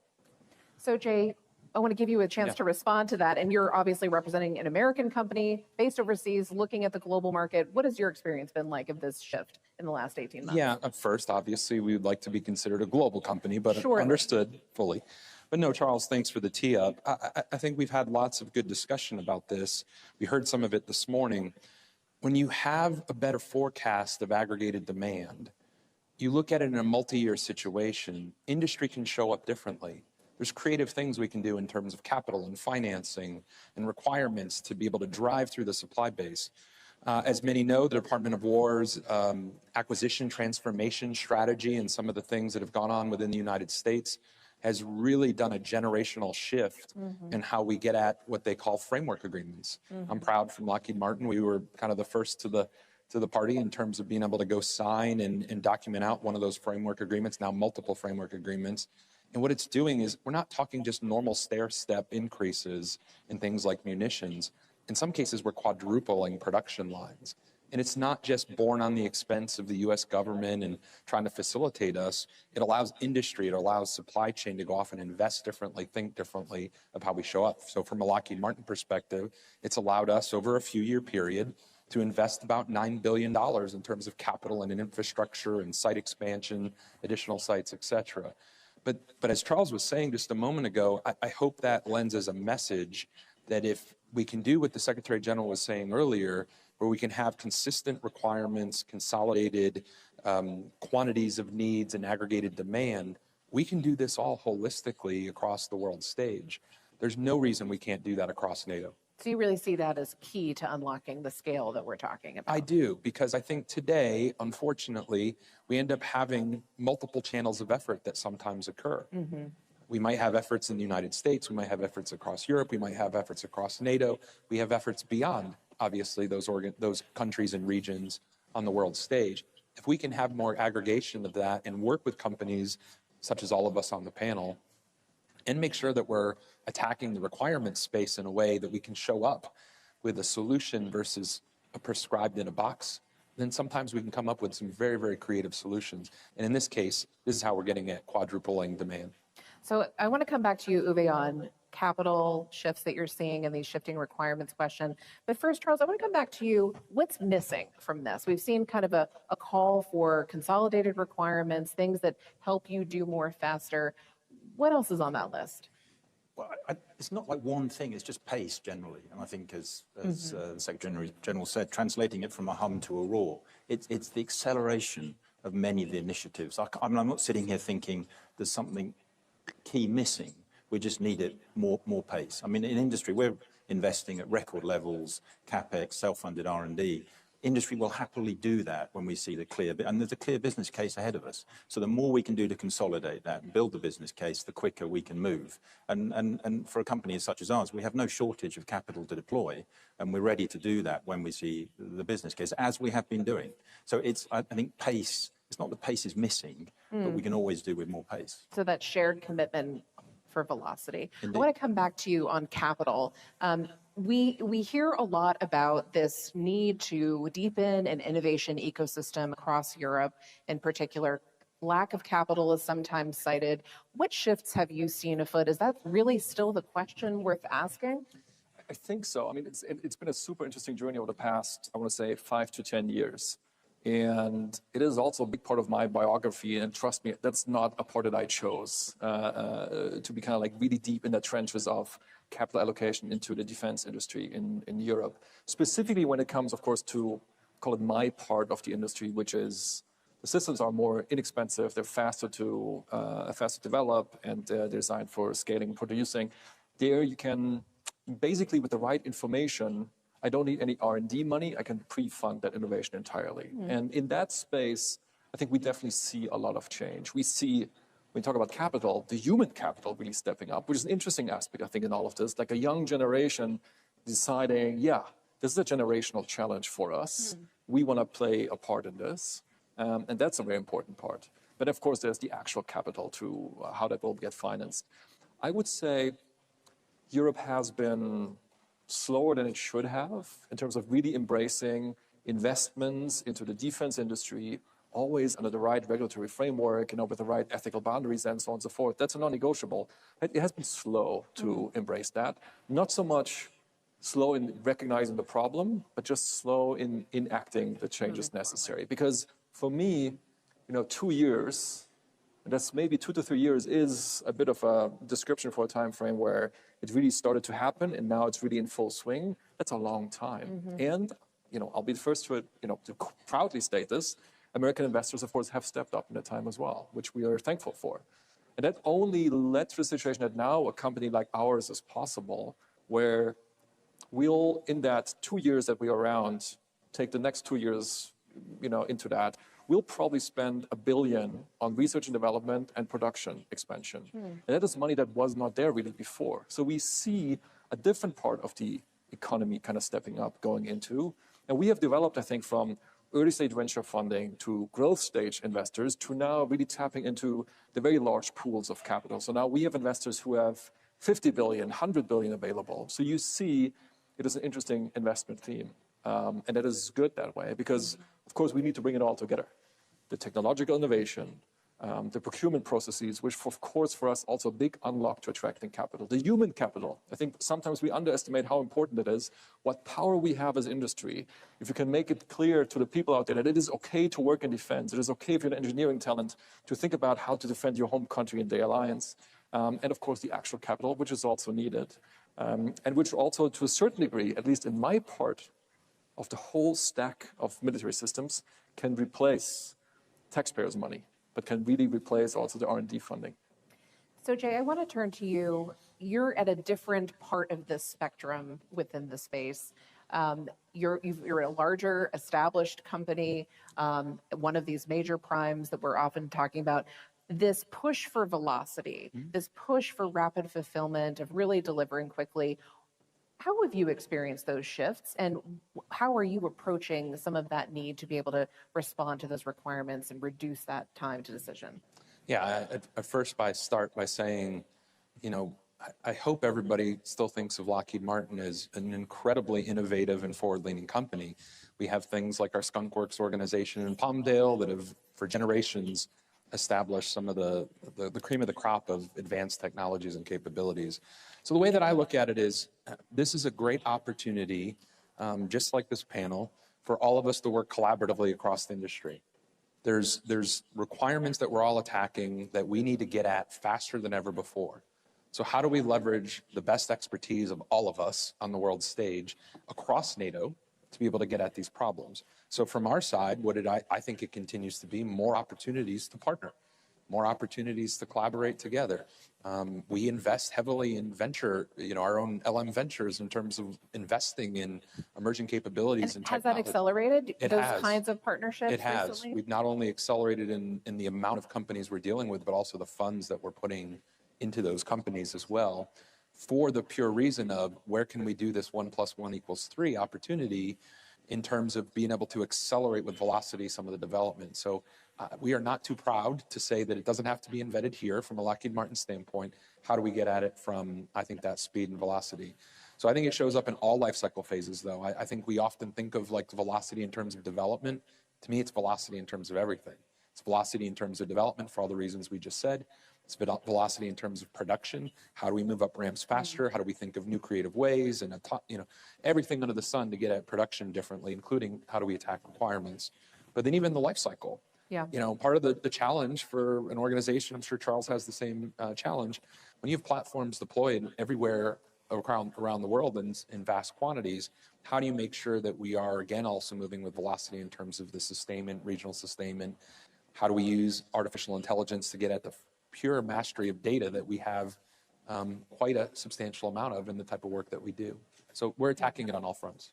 So Charles, I do want to come to you on this point of velocity and how you reshape a business to think about executing on different timetables.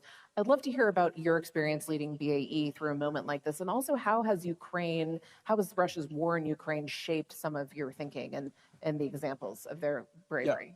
Yeah. It's been a pretty profound change. The drone, counter-drone that we see play out day in, day out in Ukraine is something that we've all learned some profound lessons from. Defense of existing platforms, defense of your land, integrated air and missile defense. The combination of swarming drones and high and ballistic missile threats is an incredibly difficult challenge to face.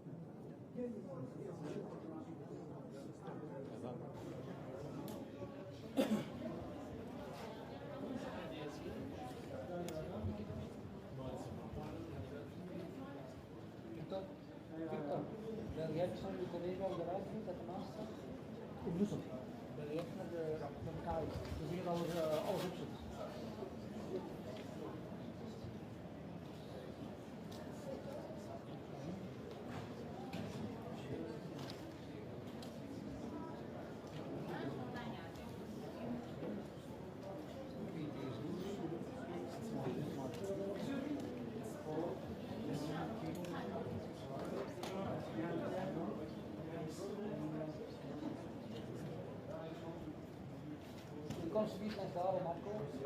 Kom subiet naar daar. Binnen. Hij gaat de tafel doen. Ja. Ja, dat is wel goed. Maar dan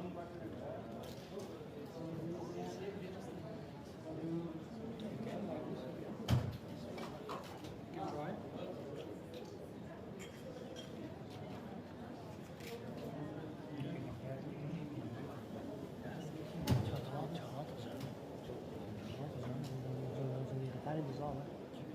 Want alleen moet nog leuteren. Ah, oké.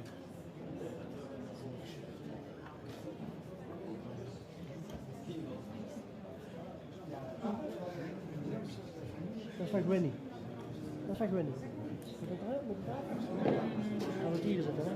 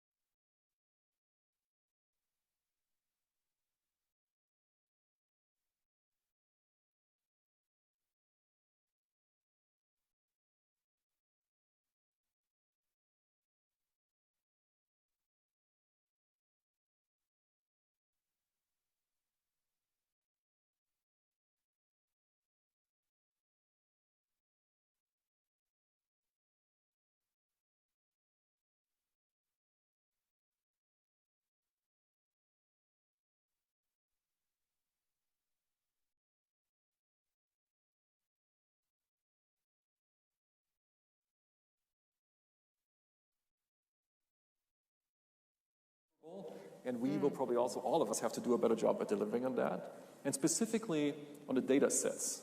We should really ideally thrive for a situation where we have very high walls. We really vet everybody very carefully. But once you make it in, you probably should have access to a lot of data. I don't sometimes understand why we don't treat breast cancer, for example, where we have great radiology data sets, and we give them basically to everybody whom we trust, help us better make better diagnoses.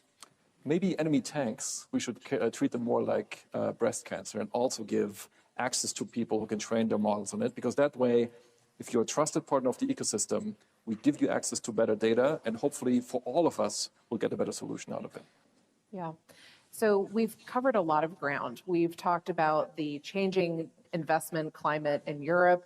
It feels like you're doing more, working together, new partnerships. We've also seen some demand signals, I think, for the decision makers in the room, a real desire maybe for forcing some decisions on interoperability, making some of that a requirement, longer tail orders, more predictability in the space, ability to scale that production. Anything else? What are we missing? What are the buzzwords that everybody in this room and online needs to be thinking about throughout this industry forum?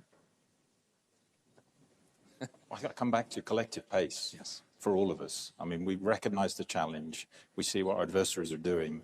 And collectively, we just need more pace in this. And we're ready to play our part, I think, in industry. But collectively, with everyone in this room, we just need more pace. I would pile on Charles's word by saying again, collectively though, how do we make sure across the entire NATO supply base, do we make sure we're operating with strength and full access for the entire supply base? So this is not just spend more, but spend well, spend smart, do it fast, and build together. Yes. Thank you. That's all the time we have.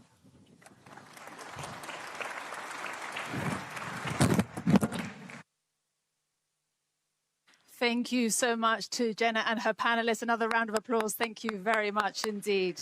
Thank you.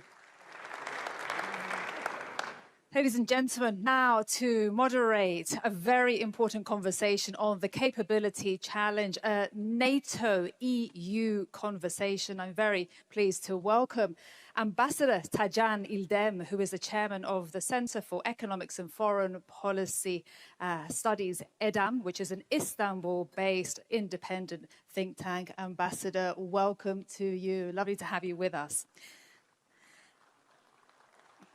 Thank you. And I'm also very pleased to welcome, ladies and gentlemen, please join me in welcoming the President of the European Commission to the stage, Ursula von der Leyen. Welcome. And a very warm welcome back to the stage, the NATO Secretary General, Mark Rutte.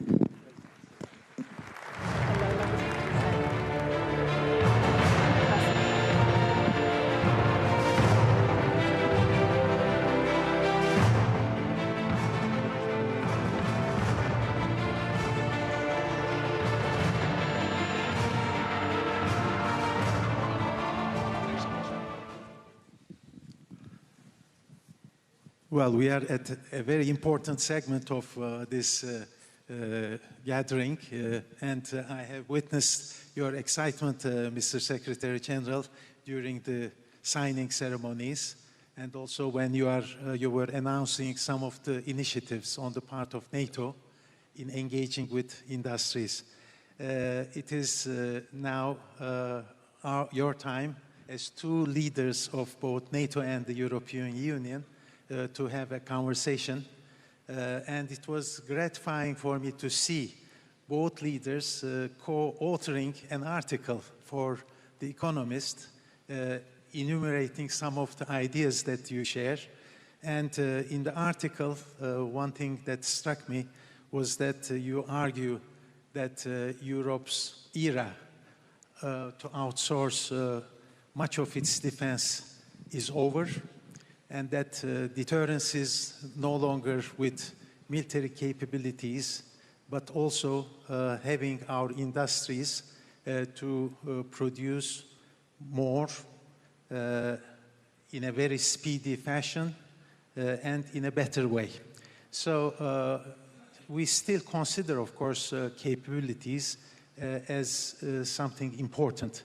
Nevertheless, you may perhaps both discuss a bit on the industrial capacity, innovation ecosystem, and most important, resilience, which has become a currency of security in our time. So perhaps, President von der Leyen, if you can start how you see the new environment in which defense industry has become so important for all of us, both NATO and the European Union. Thank you so much for having us here. This is a great opportunity indeed to show how closely we are working together, the European Union and NATO. Actually, I was just thinking today, one of the reasons is, my dear friend Mark, because we have both experiences on both sides. You were for 14 or 16 years, 14 years Prime Minister, so he was in the European Council. And I was for 5 years Defense Minister, so I was sitting in NATO.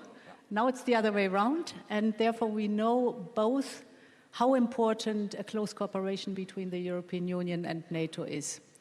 Second, I just listened to the panel before us, and it's very clear, all member states of the European Union and allies have one single set of forces.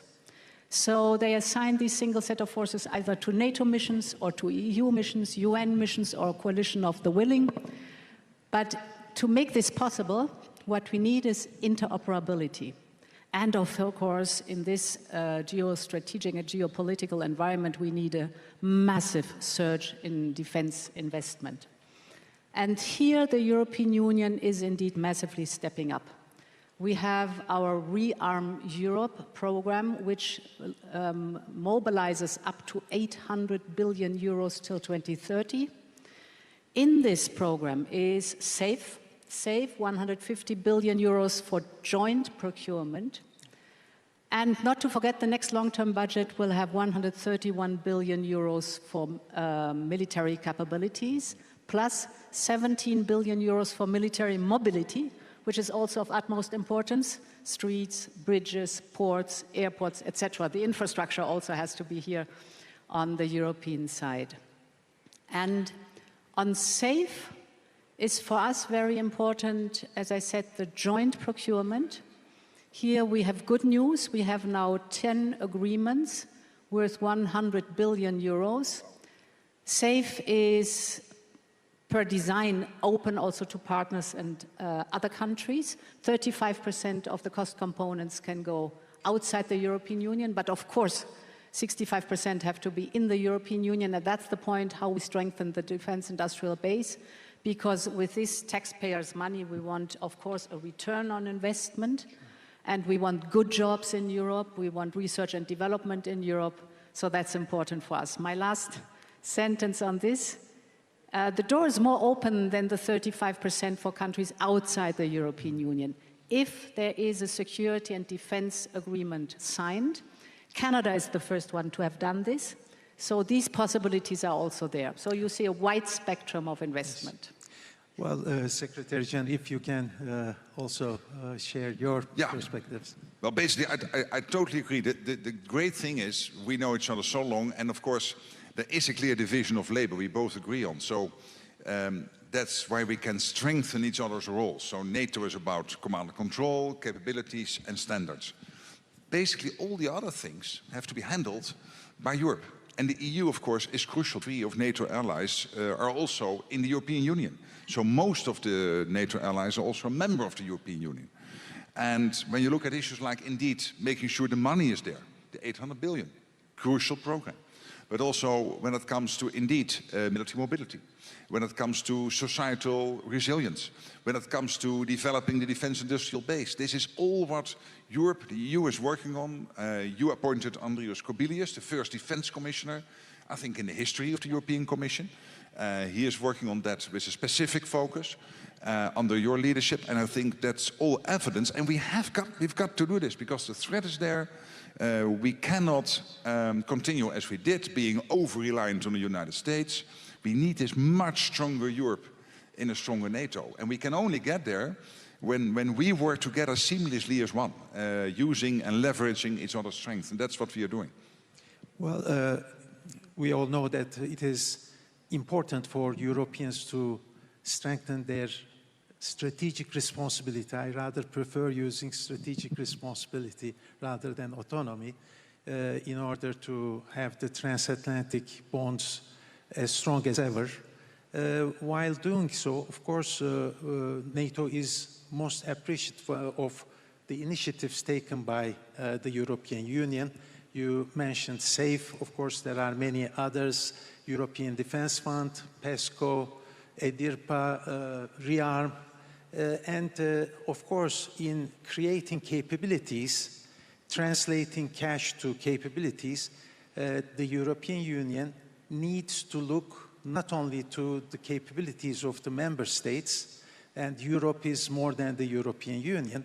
And I would like to ask to you, President Ursula von der Leyen, since the audience here is also including Turkish participants, how you see the involvement of non-EU allies. You mentioned Canada, but there are others, including Turkey, a way forward to properly involve Turkey in such projects. If you can touch upon it, I'm sure they will be quite receptive. Yes. Turkey is one of the largest armed forces within NATO, of very big importance, and has always played an important role in the alliance, but also, of course, in our relationship with the European Union. And as I said, if you only look at SAFE, which are the 150 billion euros, 35%, that's a lot, is open to work, for example, together with Turkey. But the 800 billion up to 2030 is the decision of the member states how to invest their defense allocation in order to fill the gaps. So there's a wide opportunity to have a very close cooperation with each other.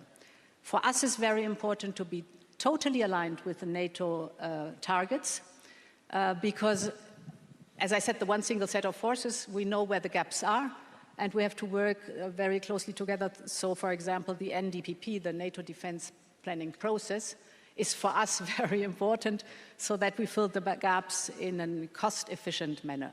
But I want to add another point. We also want to work very closely with Ukraine. The panel before us described the phenomenal, innovative power that Ukraine has. And this we have to use because we have to step up in our defense capabilities fast, at a reasonable cost, and smart. And Ukraine has proven all this in the last years under the pressure of the war. This is the reason why the European Union, for the first time, opened an innovation office in Kyiv to have the direct contact with the Kyiv industrial base. Secondly, we are encouraging our companies to go into joint venture with Ukrainian companies. And thirdly, we as a European Union are working on a longer-term partnership in order to look how to boost our cutting-edge technology base in our defense industrial base in the European Union together with Ukraine. We can learn a lot from Ukraine, and we have to learn a lot because they are not only highly innovative, but also battlefield experienced. So this whole picture shows how much we are stepping up here together with NATO because we share the same interests and we share the same values and we know what's up. Secretary General, you in your remarks told that the priority for Ankara summit would be also to have a proper follow-up of the Hague summit meeting with the decisions taken there. Of course, when European allies elevate their contributions in burden sharing, it should not translate itself to decoupling. Transatlantic bond to maintain it is of vital importance. But talking about the defense industrial capacity, there are few earlier initiatives like Diana Innovation Fund, but you also today touched upon some new ones. what would be the priorities for NATO in years ahead to focus and deliver, and what industrial community could expect and what you expect from them? Basically, the priority is for our defense industrial base in Europe, in Canada, in the US to produce more. We are making progress. It's really getting much better. You see in Europe, more production lines, more factories being opened.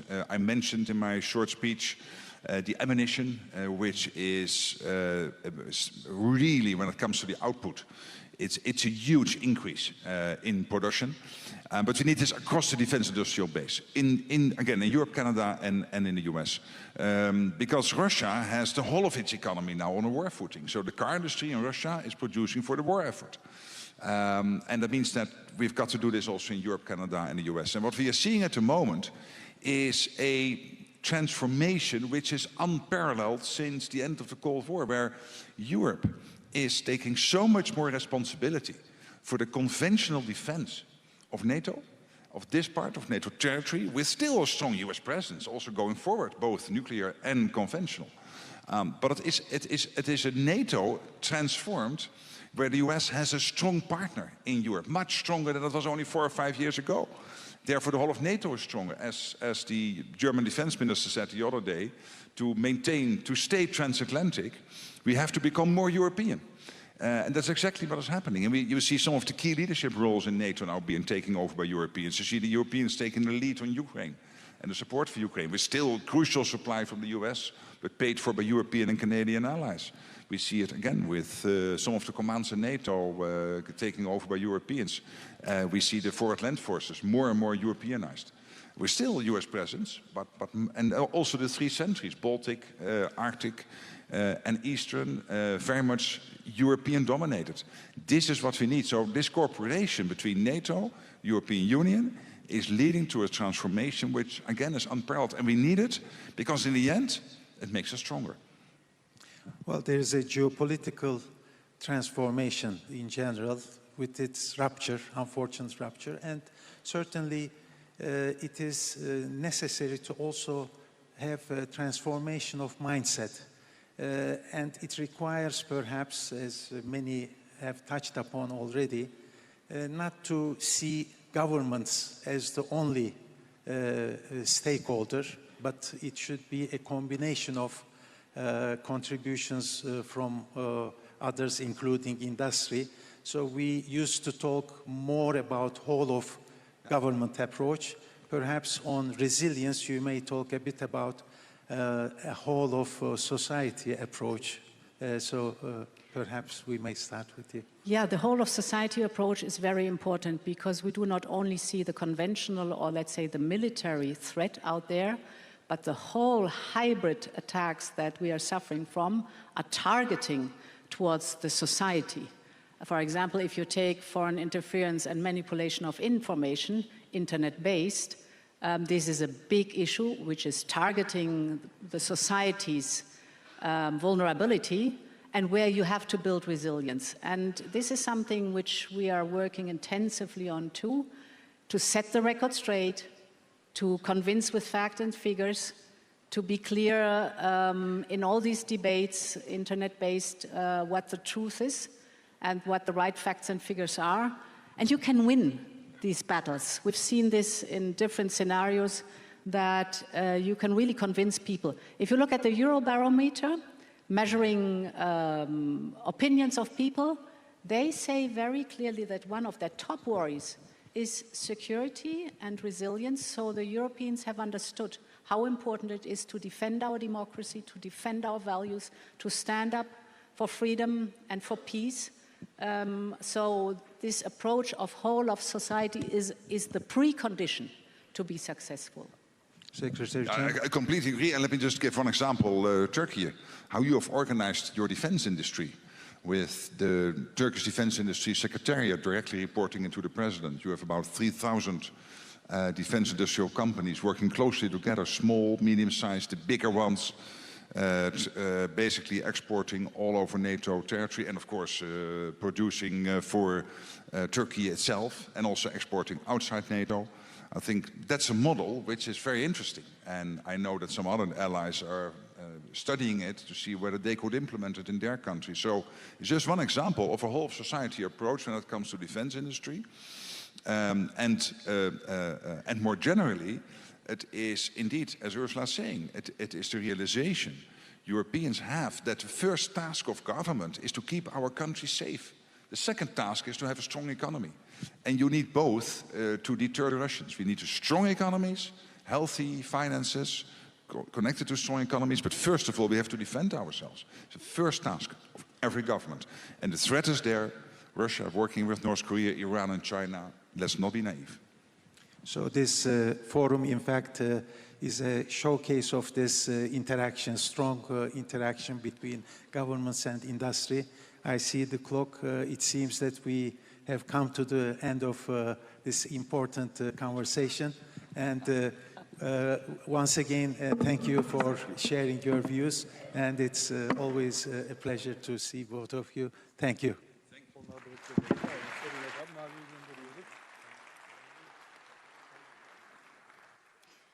Thank you so much, Ambassador, and thank you so much to our guest, Secretary General Mark Rutte, and also President of the European Commission, Ursula von der Leyen. Thank you so much. Ladies and gentlemen, please, we have another very important guest here today with us. Please join me in giving a very warm welcome to the stage the President of Ukraine, Volodymyr Zelensky. Welcome, President Zelensky.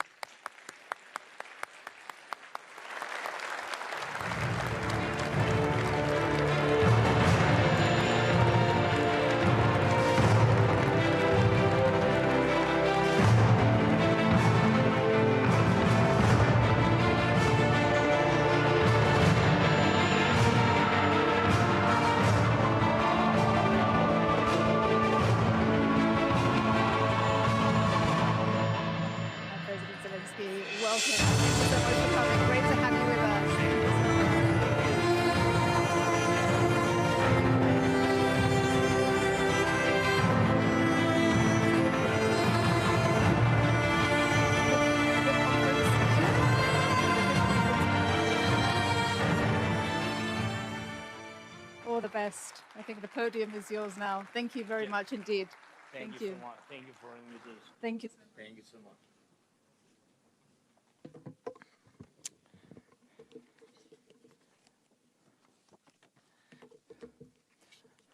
Hi. Dear friends, Mark, dear Ursula, Alex, Rob. I don't see everybody, sorry. Dear friends, so thank you for your attention to us. Thank you for your attention to Ukraine, to Ukrainian defense companies, and to our defense capabilities, which have truly become among the strongest in Europe and have been proven in modern war. And what do we mean by modern war today? War has changed fundamentally. These are revolutionary changes in the very nature of warfare. Changes as serious as those during the First World War, when machine guns began to decide the outcome of battles, or with the development of modern tank warfare, which had such a profound impact on Europe during the Second World War, or with the invention of missiles. Today, drones and the very technology of fighting at a distance represent a revolutionary change in the technology of war. So in Ukraine, as we defend our positions on the front line and do so in a fully justified war of self-defense, we are now eliminating around 30,000 Russian soldiers every month. Just imagine that scale. In June alone, nearly 28,000 Russian soldiers were eliminated. And we have video confirmation for every single one of them. The overwhelming majority were struck by drones. And frankly, we take no pride in this. We are saying it to show what modern war looks like, a war we did not start, but one we are forced to fight in order to defend our country, our people, our children. Every day, this war also sees a massive amount of enemy equipment, logistics, and military facilities destroyed. And again, we do most of it with drones. At the same time, we are carrying out a campaign to secure the Black Sea using our naval drones. These are not just strike platforms used to destroy Russian warships at sea. Our naval drones have already evolved into multi-purpose platforms that can launch strikes from the sea against different targets on land and in the air. At the same time, we are fighting in the skies on two key fronts: defending Ukraine from Russian attacks and carrying out our long-range sanctions against Russia for this war, along with our medium-range pressure campaign across the entire depth of the temporarily occupied territories of Ukraine. Thanks above all to our drones, we have established the ability to strike across the entire depth of the occupied territory. And you see what Russia's massive attacks look like. They are very similar to what we recently saw in the neighboring region when Iranian forces struck their neighbors. Attack drones of different types, missiles, and a large number of ballistic missiles. We have raised our interception rate against Russian Shahed drones to more than 90%. That means thousands of Russian attack drones shut down every week, and with all due respect, no other country had the capability to defend against attack drones at this scale. The reality of this war forced us to build it. And today we defend against hundreds of attack drones every day and night, and thousands every week and every month. Ukraine's defense sector is building that capability even in the middle of a full-scale war. And we also maintain a high interception rate against cruise missiles, thanks to the way we have built our air defense. And thanks, of course, thanks to the support of all of our partners who continue to provide Ukraine with defense assistance. Thank you so much. And I have a question for you. Do you really believe it? Do you really believe it would be right to live outside NATO, a country and a people with this level of defensive capability? If we already have these capabilities, if Ukrainians already know how to fight like this, then it does make sense for these capabilities to become a part of the alliance's collective defense. That would make all of us stronger. And we already see each other as reliable partners, and it would be only natural to become a part of one common security community. The fact is that we will remain next to the source of the problem, Russia, for a long time. Ukraine in NATO is a source of extraordinary defensive capability. In the meantime, we have completely eliminated the very idea of Russia having a strategic rear. And you know this country. And for a long time, Russia believed it had a territorial advantage. No one else possessed a deep rear where it could safely keep military production, military equipment, and everything its war depends on, believing no one could reach them, and we have reached them. Just yesterday, Ukrainian drones broke through Russia's defenses and struck a Russian oil refinery in Siberia. And this is not an exception. It's the new reality. And there is no major oil refinery left in Russia that has not been struck by Ukraine. I want to emphasize this. Unlike Putin, we are not fighting this war for pleasure or for geopolitics. Russia brought this war to Ukraine, and it's killing our people. It wants to destroy our independence, and we are only defending. From the first day of this war, we are defending ourselves, and we are raising the cost of this war for Russia, and by doing so, increasing the changes for peace.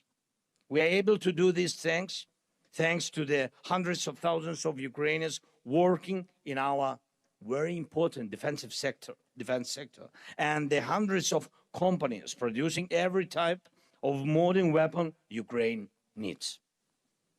Today, because of this, Ukraine has the world's largest and the most advanced drone warfare capability. And we are offering this capability to our partners through the Drone Deal Initiative. I'm grateful to everyone who has already joined this initiative and to those who are joining it.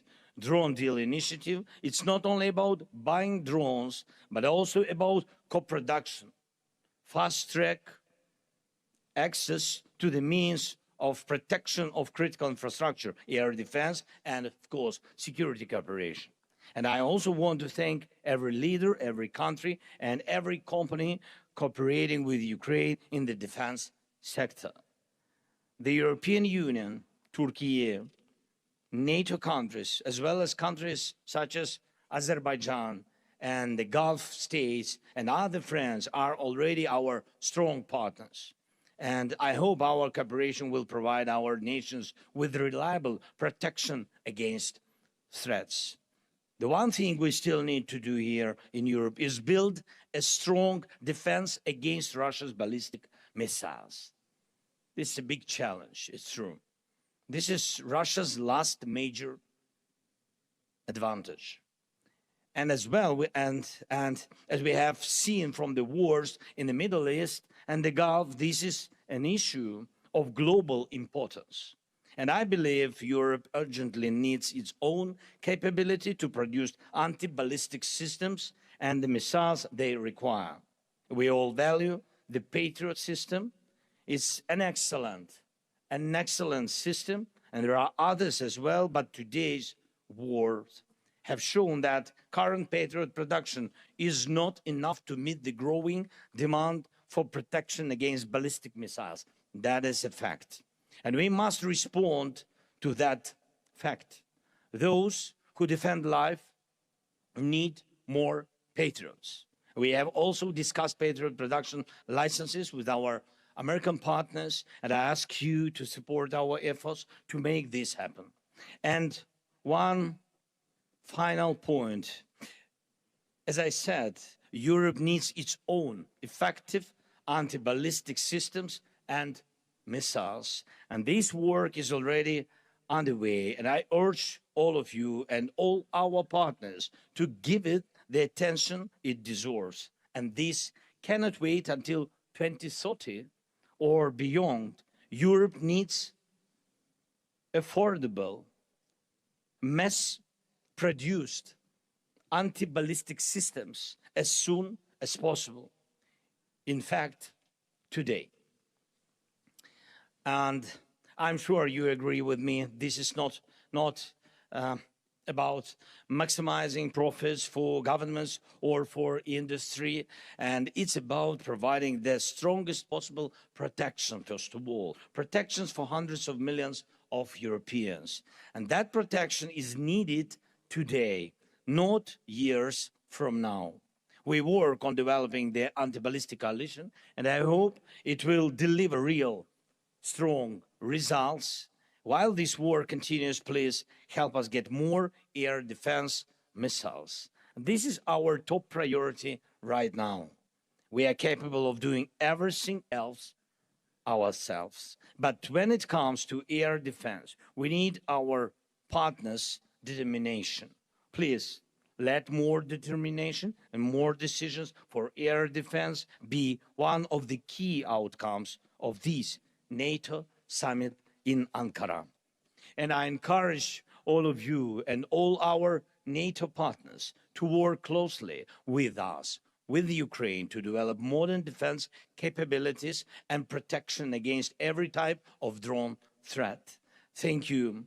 Thanks to everyone who is helping us, helping protect lives. And I cannot finish without my appreciation of the position of the leaders of the countries who have clearly stated Ukraine belongs in NATO because NATO with Ukraine is the alliance for the future.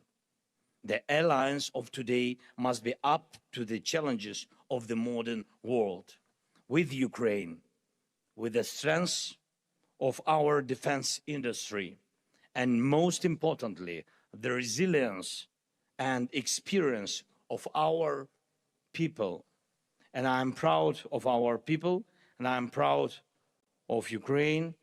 Thanks, friends, again for invitation. Slava Ukraini!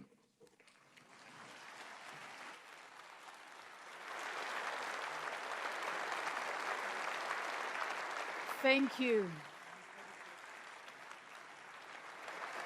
Ladies and gentlemen, a very big round of applause for the President of Ukraine, Volodymyr Zelensky. Thank you very much indeed, President Zelensky, for your powerful speech and speaking to us here in Ankara today.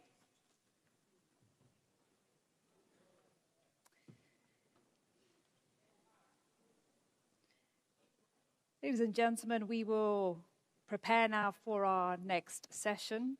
And in today's world, defense industrial preparedness, that depends on a range of factors, and not every lever rests in the hands of military decision makers. Our next panel is entitled People, Plans and Products, a Whole of Society Approach to Industrial Preparedness. And this will give us a sense of this complexity and how different institutions have a role to play and play their part. And for that, I'm very pleased to announce our next moderator, and that will be Anton Laguardia, who is the diplomatic editor for The Economist, and he'll be joined by the